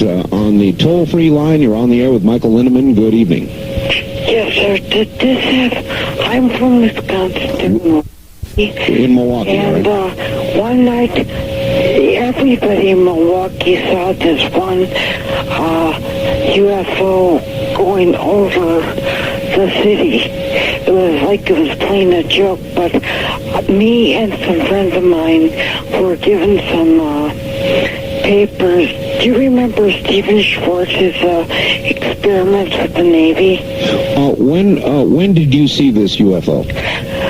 72 or 73, I think. All right. And you say everybody in Milwaukee saw it? Was it? Yes, it was. They were all talking about it on the air, and because I remembered how Dr. Hynek told us how to judge how far it was by our thumb. All right. By holding your thumb up, I guess, huh? Michael, there have been a lot of sightings like this, like the one she talked about in Milwaukee, where massive numbers of people have seen something. Is that part of the great body of evidence that leads us toward the inescapable conclusion that they are here? Well, Art, I would have to say it is. It's very interesting. First of all, for this caller, just to know, I was born and raised in Milwaukee, Wisconsin. Sad to say, I left in 1967 and didn't hear about the great Milwaukee UFO sighting of 1972. So if she has any newspaper clips, I'd love to have them. But I would like to point out that period, 1972, 1973, was an absolute peak period for UFO and alien contact experiences all over the country, and some very classic cases occurred roughly between 72 and 75.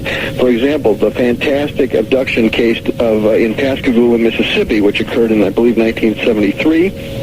the Travis Walton abduction, which occurred in 1975, lots and lots of other events which occurred all around the country. Of course, Linda Howe would point out that that period of time was a very hot time for abductions around the country. The mid-'70s is one of the peak periods for that. So, yes, we see, this is one of the aggravating things about the phenomenon, that it seems to come in waves. And we've seen some classic waves, and that was part of one of those waves. Are we in a peak or a valley now? Well, as regards sightings of craft, the classic sightings type, according to the Center for UFO Studies, we're in a valley, oddly enough.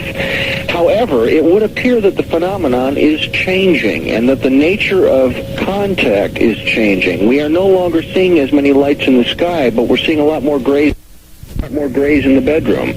That's a very different kind of encounter. I'll say. And I think it says something. We can't prove this, but I'll just go on.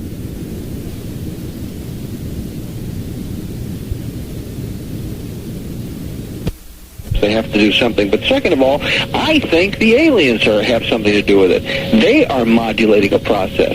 And I think that they have shown us lots and lots of lights in the sky for a couple of decades. You know, back in the 60s, it was very unpopular to even mention that there might be somebody on board, for crying out loud.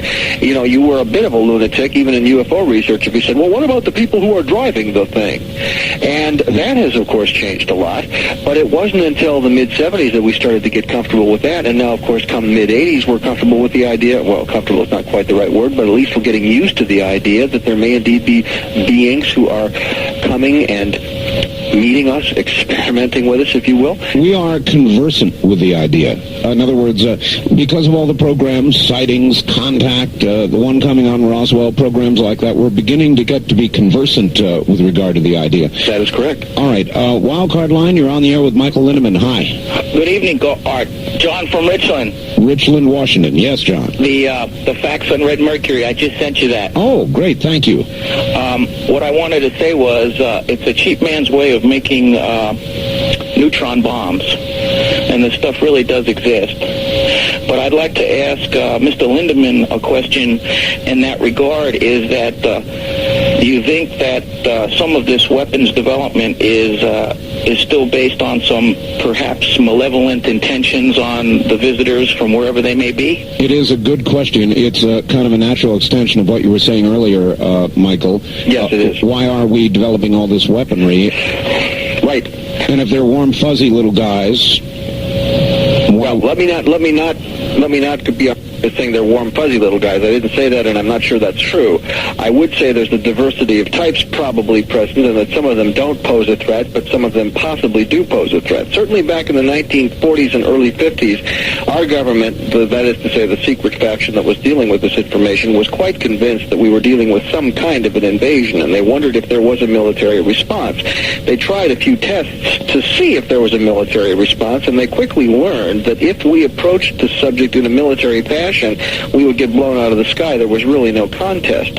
Recently, a military man said to me that they stopped interpreting it as a military problem quite a long time ago for the simple reason that there is no military response. That does not mean there isn't a military problem, but it does mean that we are not properly positioned to take a military action which actually gets results we want. Mm-hmm. And therefore, it's a different problem. Therefore, it's a getting used to it problem. It's a handling the social perceptions problem. It's perhaps a diplomatic problem. There are people who think we're in diplomatic contact. I can't prove that, but I have heard some stories which I think may be true. So we're faced here with, what do you do if you are up against overwhelming odds? If you are not only the military of some, little third world republic, but you are actually, you are the combined military of all the superpowers on Earth. You have all the guns and all the money, and there isn't a clue. There isn't a chance. Well, I know this. I wouldn't, I'll go up to Michael Tyson and threaten to punch his lights out. Mm-hmm. And I guess it's very similar. You don't take a military attitude towards somebody who can... That's right, who laughs at you and then squashes you down like a bug. That's exactly right. Exactly. That's the problem. Now, there is no sign, Art, this is my personal interpretation of all available data that I have seen. There is no sign of an intention to take over the planet. There is no sign of overt hostility, but there are clear signs that if we initiate hostilities, we learn right quick who's in charge. Yeah.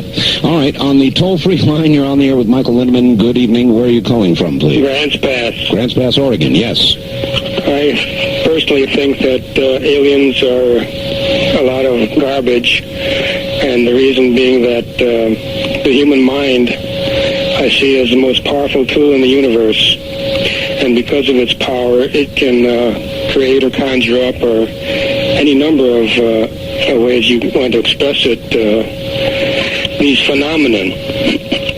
Now,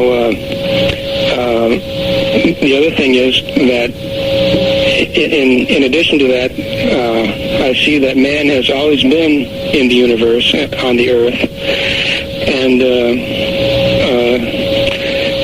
because of that, there have been many cultures, there have been many civilizations, and quite possibly these artifacts and phenomena that we've been finding are a result of these past civilizations. All right. What about it, Michael? Monsters from the id? Well, I didn't interpret him as saying only monsters from the id. I think that's one possibility. Basically, if we look at all the data, I think there are three broad possibilities. First of all, we have an absolutely extraordinary degree of human delusion. Delusion in people who test normal, who test intelligence, who test non-pathological. Yes. That's one possibility. Possibility number two, some governmental or quasi-governmental entity is in possession of an extraordinary array of absolutely bizarre technologies, and they're using them with a vengeance all over the place with no visible agenda. But that's a second possibility. Third possibility is aliens. Any way you slice it, we've got a serious problem here. Neither one of those possibilities is trivial. We have to find out what it is, and to treat it with a completely open mind, we have to accept that some cases may fall in any one of those boxes. But I will say this. On balance, I believe data shows that the best probability is that some cases are alien. All right. And I will stand on that. All right. On the first-time caller line, you're on the air with Michael Lindemann. Good evening. Where are you calling from? Michael, let me turn down my radio here. Right. All right. Thank you. Please do that. Turn it off, and also tell us I'm calling from Seattle. Seattle. All right. Okay. I got a couple of questions here. Can I shoot with them? Shoot with them. Yes. Okay. First of all, that Roswell thing, the declaration. My phone might be bugged, by the way, because of that. I hope you understand that. Okay, Michael? No problem. All right. I told the person about it that has to write to you. He needs to know if he has to tell you what he saw. No, he doesn't have to tell me anything. You just asked for the declaration. Just ask for the declaration. He can tell me if he wants to, but he doesn't have to tell me anything. Send a self-addressed stamped envelope, and that's all you need do, ma'am. Okay, then the second thing I needed to know is there was a woman from I've had a long time trying to get through to you. There's a woman from Portland that saw some circles in the land. And I don't know if I can get her phone number or if I can just report that on the phone here. Well, do you mean the crop circles that have been reported in the Portland area over the last couple of weeks, the recent report? Yes, because in Wisconsin, back in, I think it was about 89 or 1990, they were having a lot of crop circles in their land, too. And they sounded dignified, like this former caller that just called and thought it was a bunch of crap, that there were UFOs. It was a small town and a lot of dignified folks. And they saw these vessels and they saw circles in their croplands. All right, thank you. Yes, we're very well aware of the Portland crop circles, aren't we, Michael? Yes, we are. But I think it's important to note, first of all, the crop circles have been occurring in this country in quite a few different states from time to time over the last number of years. It's not just an English phenomenon, of course. Now, we also have to say that we now know from the English experience that some crop circles, including some of the very unusual, large, highly ornate crop formations, are hoaxes. It is possible to hoax some of these, but it is also next to impossible, according to our best information, to hoax some of the features of a genuine circle, such as the work of Dr. W.C. Levengood out of Pinelandia Labs, the work that he's done showing the changes in the cell pit structure, showing changes in growth rates, showing in germination rate, various changes, even changes in the electromagnetic behavior of the plant materials, saying that this is the stuff that can't be hoaxed. It takes real work to test this stuff. Now, that testing has not been done, to my knowledge, on the Oregon material, but Linda Linda mentioned earlier that she's trying to get some samples. It would be important to find that out. That's right. I'm sure it's on the way. On the toll-free line, you're on the air with Michael Lindemann. Good evening. Art, how you doing? Just fine. Where are you, sir? Albuquerque. Mike from Albuquerque. Yes, sir. Mr. Lindemann. Yes, sir. My father was reading to me from a book by a man named George Andrews this afternoon, and in the book it states that in a one particular county in Pennsylvania in the 1970s, in a one-year period, there was over 130 UFO sightings where there was an association with Bigfoot. Are you familiar with any of this? Well, I confess I'm not familiar with the Pennsylvania sightings, but I am very definitely familiar with claims of Bigfoot in association with some UFO sightings. Bigfoot, of course, is another of these extremely strange, anomalous occurrences. There's good evidence that there is such a thing as Bigfoot, the Sasquatch up in the Seattle and northwest area there, and, of course, other manifestations of the same phenomenon in other parts of the world, other parts of the country. Right. Native Americans have been reporting this for hundreds of years. There are a few cases, and Linda Howe is someone who's brought some of these cases forward, where there have been sightings of a seemingly Bigfoot-type character in association even with the cattle mutilation phenomenon. So there may be a link. I can't prove it, but I think so. Okay. Are you familiar with the work of Dr. Grover Krantz? Can't say I am. Oh, okay. He's an anthropologist, professor of anthropology at the University of Washington. Right. And he has he's been studying the Sasquatch phenomena for a long time. And it seems now that there's several scientists that are no longer looking at the Sasquatch phenomena as let's prove its existence, an anthropological standpoint. It's now being studied in a zoological standpoint. Right.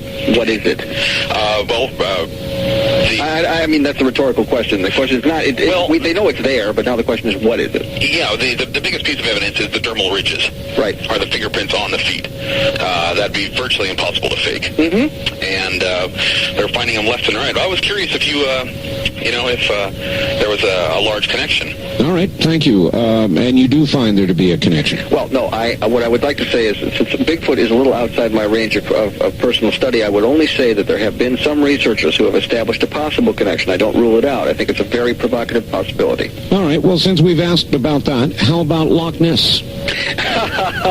Oh, sure, and after that, let's bring in... Well, I mean, there has been serious scientific inquiry in Loch Ness, and they've had readings. I don't want to make light of Loch Ness. I personally would be thrilled to bits if the Loch Ness Monster exists, and there's a darn good chance it does. Not only there, but in Lake Champlain and the Ogopogo and some lake up in, British Columbia or wherever it is. It is absolutely likely, Art, that there are lots of bizarre life forms on this planet that we haven't found. Every now and then something washes up on a beach on some shore of some ocean. We find with it there's a whole new class of whale or a whole new class of squid or some other creature we've never seen before. Eels 100 feet long. It's quite possible. I'm not sure, however, that there is any established connection between Loch Ness and UFOs. All right. On the wild card line, you're on the air with Michael Lindemann. Hello, where are you? Yes, this is Dan from the University District in Seattle. Hi, Dan. Hi. And, Michael, it's been a few months since I've talked to you, but I was the one who called about asking questions about the reptilians a few months ago, and you were very kind and gracious in giving me your time on that information.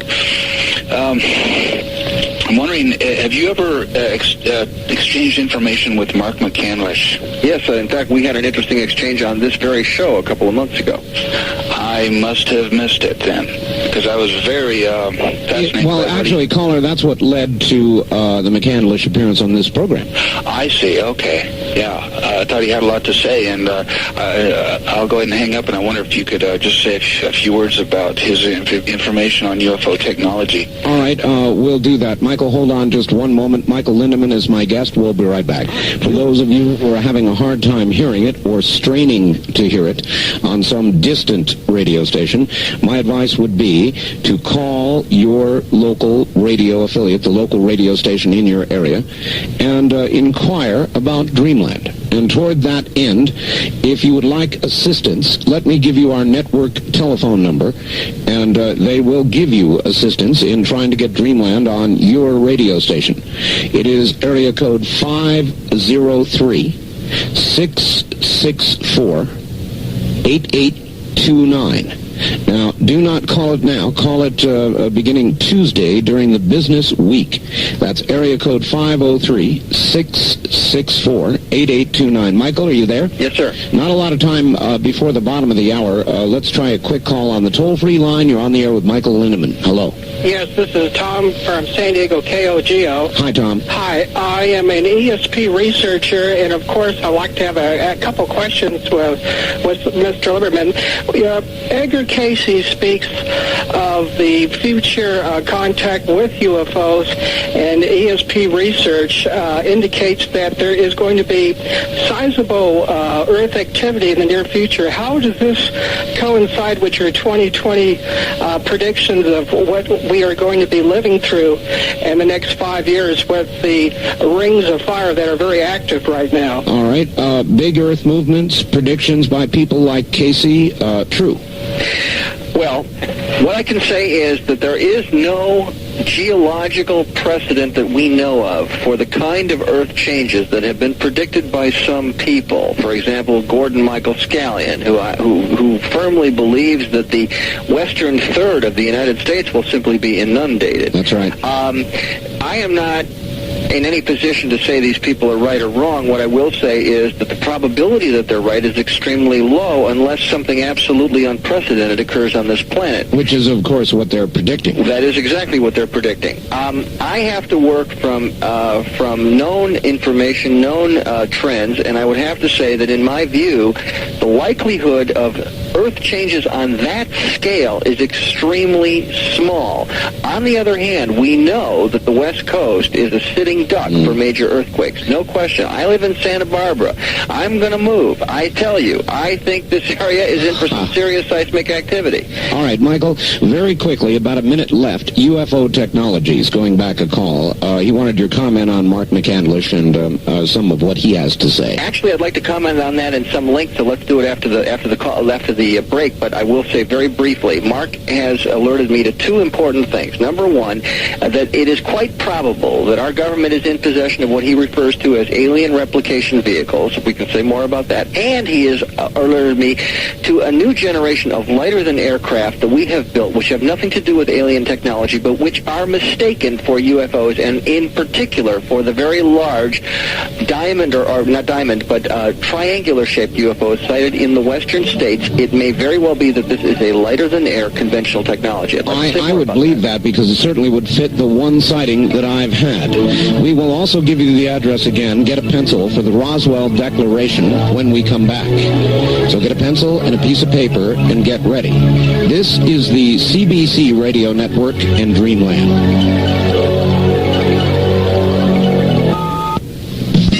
You're listening to Dreamland on Talk Radio 102 FM.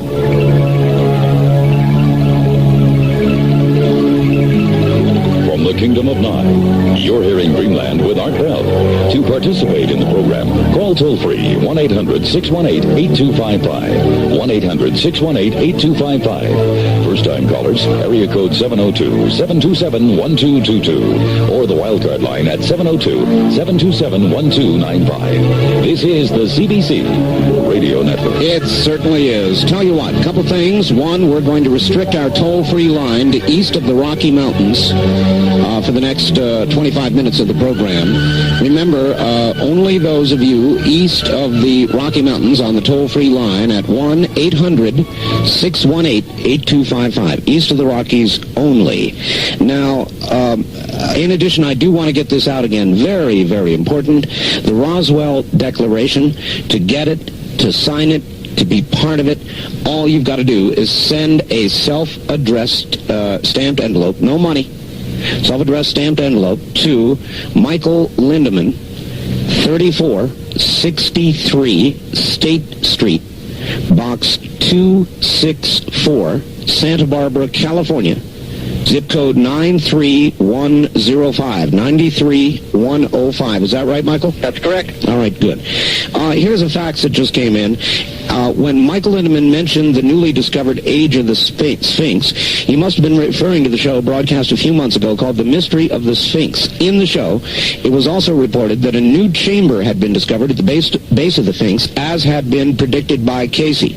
Unfortunately, the process of getting permission to open that chamber was being met with resistance from the Egyptian bureaucracy. Please ask Michael if he has any information on whether there's been any progress in this area. Well, I'm glad your listeners informed. That is everything he said is true. Unfortunately, I do not have an update. I am in touch with some people who are monitoring that situation very closely, and I would like to, check with them and perhaps comment on that next time you and I talk, Art. And you could even pass it along to your audience if I'm not on the program. But right now, I'm not aware of any progress, and the person who faxed it is absolutely correct. The Egyptian government is very much resisting this. Now, there's a reason for this. It's not just a question of whether you just go digging in Egyptian soil without permission. It is that could... I mean, in fact, the Egyptian government may be receiving pressure from other governments much more powerful than itself. Because if they open that chamber and break loose a library of information that is more than 10,000 years old, there is no telling how many sacred cows will get butchered over that. All right, well, we'll stay in touch on that issue. On the toll-free line, you're on the air with Michael Lindemann. Hello. Hello, Mr. Lindemann. This is Todd in SeaTac. You've made repeated reference to Zecharia Sitchin and his work, The 12th Planet. Yes. Where he states that the ancient Sumerian tablets, of which they've found thousands, state that the Nephilim, as they're called, came to Earth and genetically engineered Homo sapien from Homo erectus. How do you feel about Mr. Sitchin's statements and the accuracy of them as compared to the Sumerian tablets? Well, first of all, you're asking me, can I read Sumerian and can I interpret the huge amount of Sumerian information in the manner of Mr. Sitchin? The fact is I cannot. And very few people on Earth can. So the fact is that very few people actually challenge Mr. Sitchin on the level of his scholarship. They certainly challenge his conclusions because they're outrageous. We can say that without any quibble. But the fact is that Mr. Sitchin is among a handful of people qualified to interpret this material, and I find his interpretation most fascinating. But I really can't comment on it more than that. All right. On the toll-free line, you're on the air with Michael Lindemann. Good evening. Where are you calling from? St. Louis. St. Louis, yes, sir. Mr. Lindemann. Yes, sir. During your talks, you mentioned the continuity of government program. Yes. I have a question. Your partner, Ralph Steiner, in a radio show on the Pacifica station of Berkeley a few years ago, showed military alien collaboration similar to Bob Lazar. Could this be a major reason for the continuing cover-up?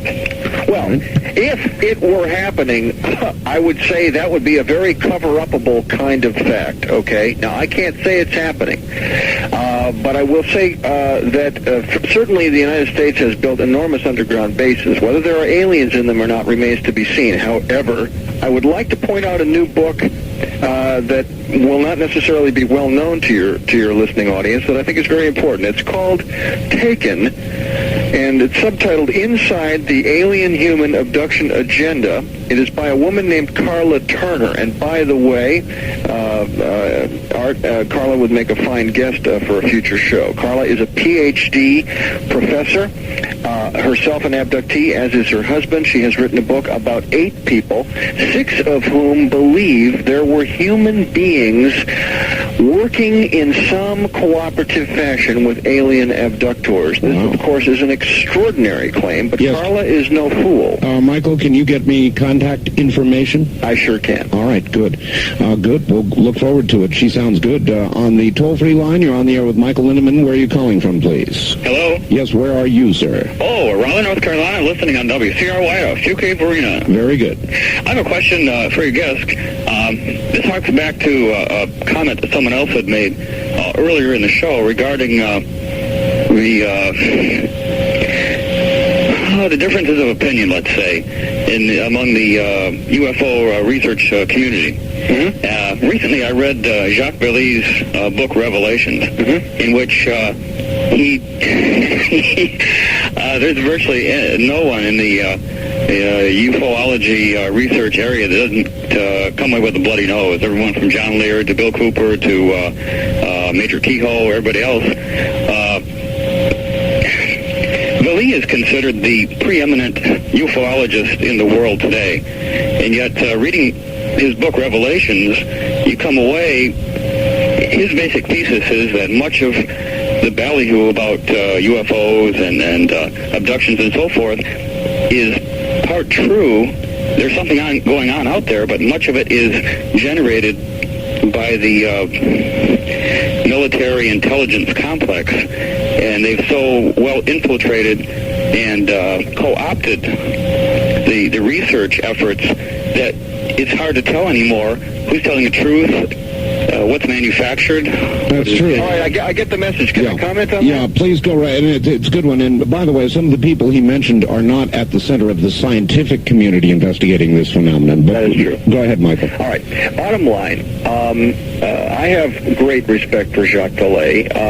Jacques Vallée is an important, you might say, and almost a dissident voice in UFO research today. But he operates at an almost unique level of subtlety, and for that reason, he cannot be ignored, even if he is making statements that make everybody angry, and he does that on a regular basis.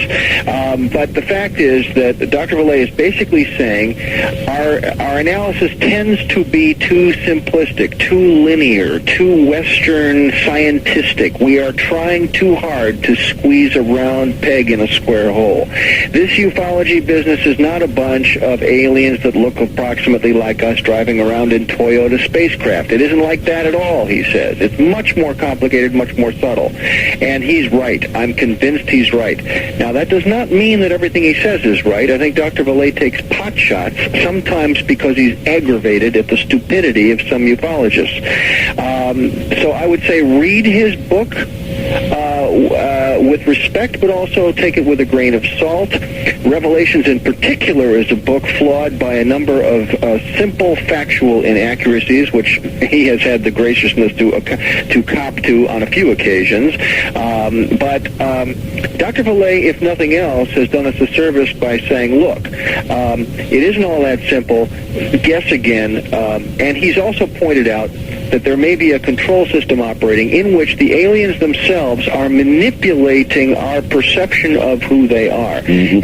And the caller also pointed out that the military has made such a hodgepodge out of the various situations that it's hard to tell who's telling the truth and who isn't. There's no question that that statement is true. Indeed, that is the very nature of disinformation. Jacques Vallée is right when he says that the whole field is loaded from top to bottom with deception. That deception is coming from at least three places. Place number one, our own military, our own government structure, which has had a huge stake in all of this deception. Number two, the aliens are foisting deception on us without a doubt. And third of all, of course, each and every one of us personally is prone to self-deception. This is an easy place to get completely screwed up and deluded, and we have to stop every couple of minutes and say, wait a minute, maybe I'm dead wrong. Well, all of that together creates an awfully large noise level, doesn't it? You bet. A very large noise level. The signal is a very hard one to find, and you really have to hold out. I always say to my audiences, please do not jump to the ready answer. You need, above all in this field, a high tolerance for ambiguity. We don't have the answer. All right. On the toll-free line, you're on the air with Michael Lindemann. Hello. Hi, Art. This is Linda from Maple Valley, Washington. Yes. My question is for Michael, is it possible that this wave is because it takes them such a long time to get here and get back? And what does he think about different dimensions? All right.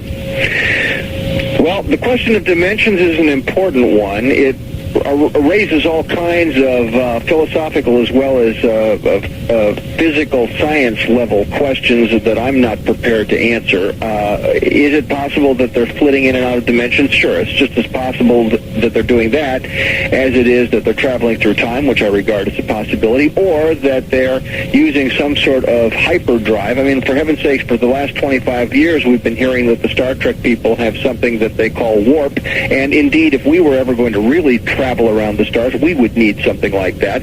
Jules Verne, 100 years ago, said we'd be flying through the skies or traveling in submarines under the ice caps. He was right, as it happens, but that was 100 years ago. Now, are we going to come up with this technology? Maybe. Have they come up with it? Quite probably. Does it take them a really long time to come from star A to here? I doubt it. I don't think we would see the numbers we see if it was really a matter of them traveling years and years and years to get here. I think think that is extremely improbable. There must be some other way to do it. All right, Michael, hold on just a sec. We'll be right back to you. Michael Lindemann is my guest.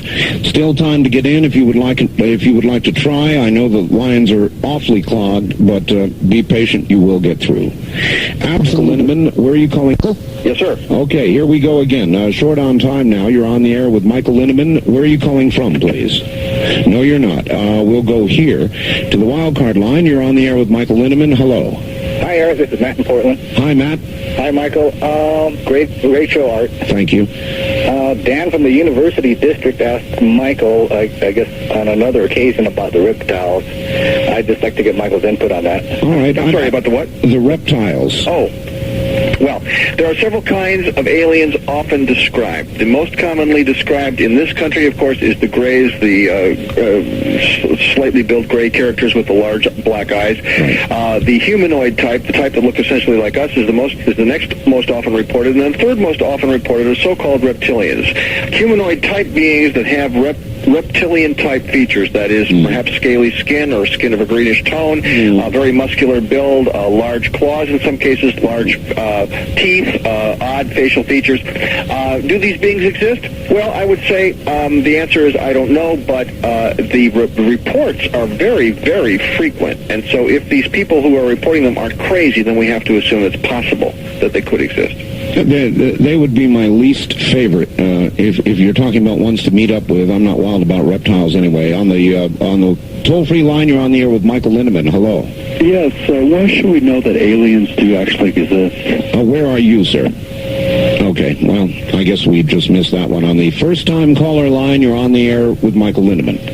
Hello, this is Mike calling from Seattle. Hi, Mike. I'm a MUFON member up here, and we're busily getting out these Roswell declarations also. Great. And I just wanted to throw in an idea. What we're doing is not only sending the MUFON headquarters, we're sending a copy, duplicate copy to each one of our representatives. And I wanted to, if possible, give out my phone number, because anybody in Washington State who wants to call me, I'll pay the postage and send a copy of a blank declaration to them. I'm sorry, caller. Without checking it out, I can't just let you give out a phone number. Okay. I'm terribly sorry. Let me just thank the gentleman. Tell you what, if they want to come to the MUFON meeting at the Bothell Library on July 16th, they can get a copy there. That's fine. That's good. Let me just comment real quickly that part of the overall strategy is that when there is a cutoff date, which is sometime in the late fall, I don't know exactly when, at that time, all of the declarations that have been received are going to be compiled, and they will be divided out according to congressional districts, so that copies of the declaration will be sent. The number that were sent from any district will be sent to that district representative, and the entire thing will also be sent to key members of the administration, including the president and the vice president. So,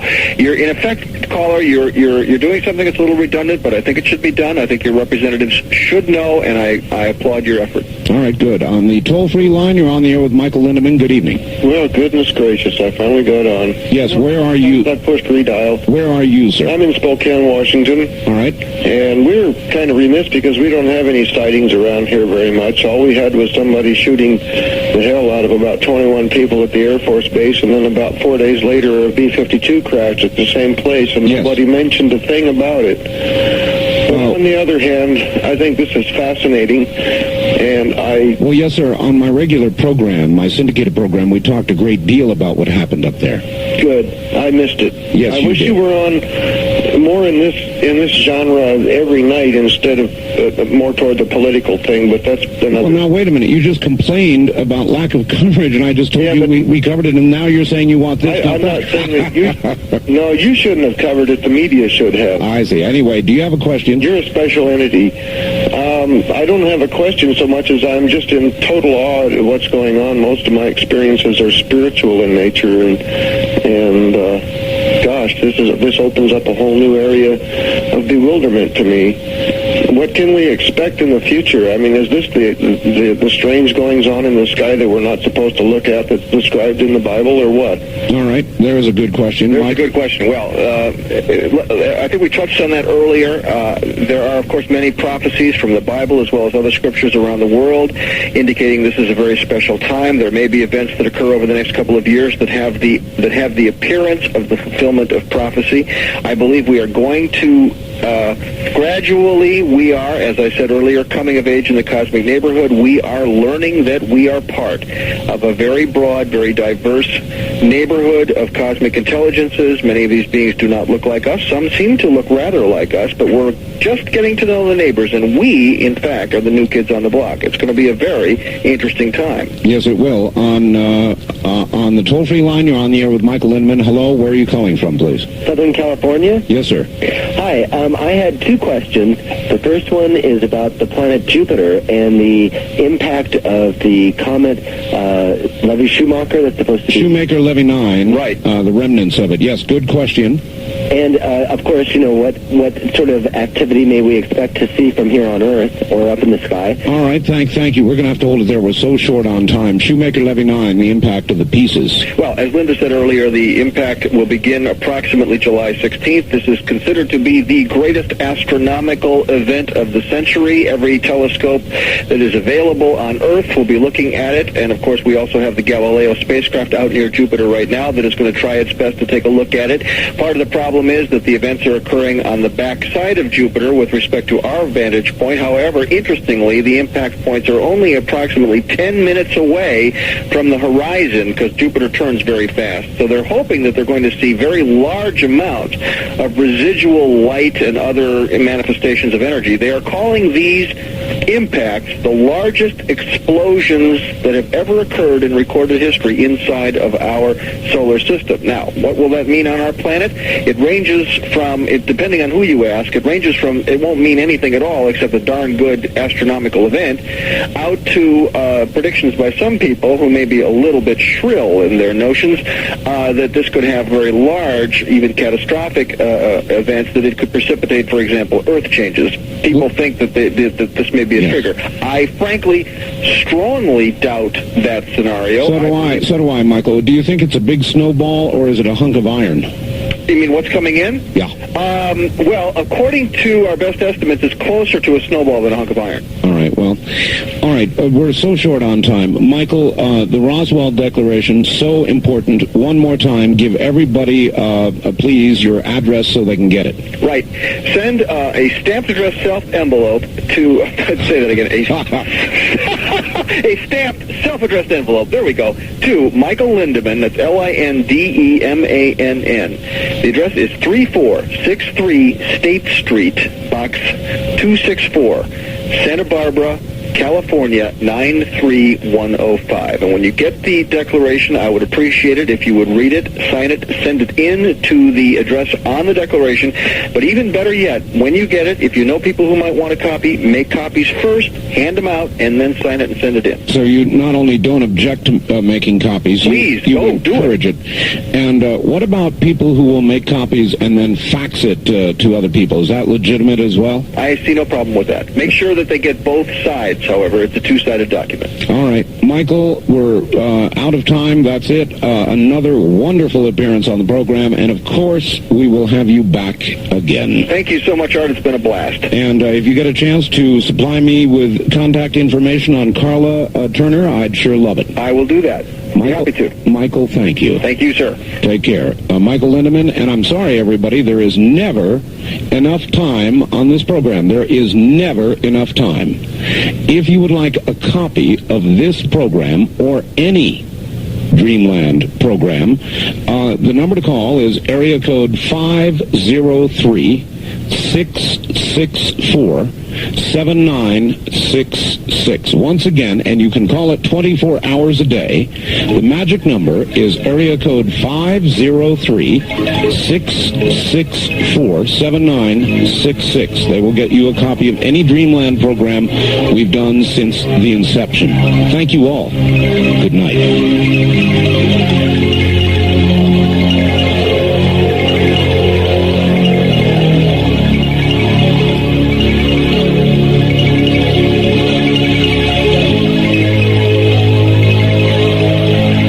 This has been Dreamland, a program dedicated to an examination of areas in the human experience not easily nor neatly put in a box. Things seen at the edge of vision, awakening a part of the mind as yet not mapped. Yet things every bit as real as the air we breathe but don't see. Please join us again next week at this time for Dreamland.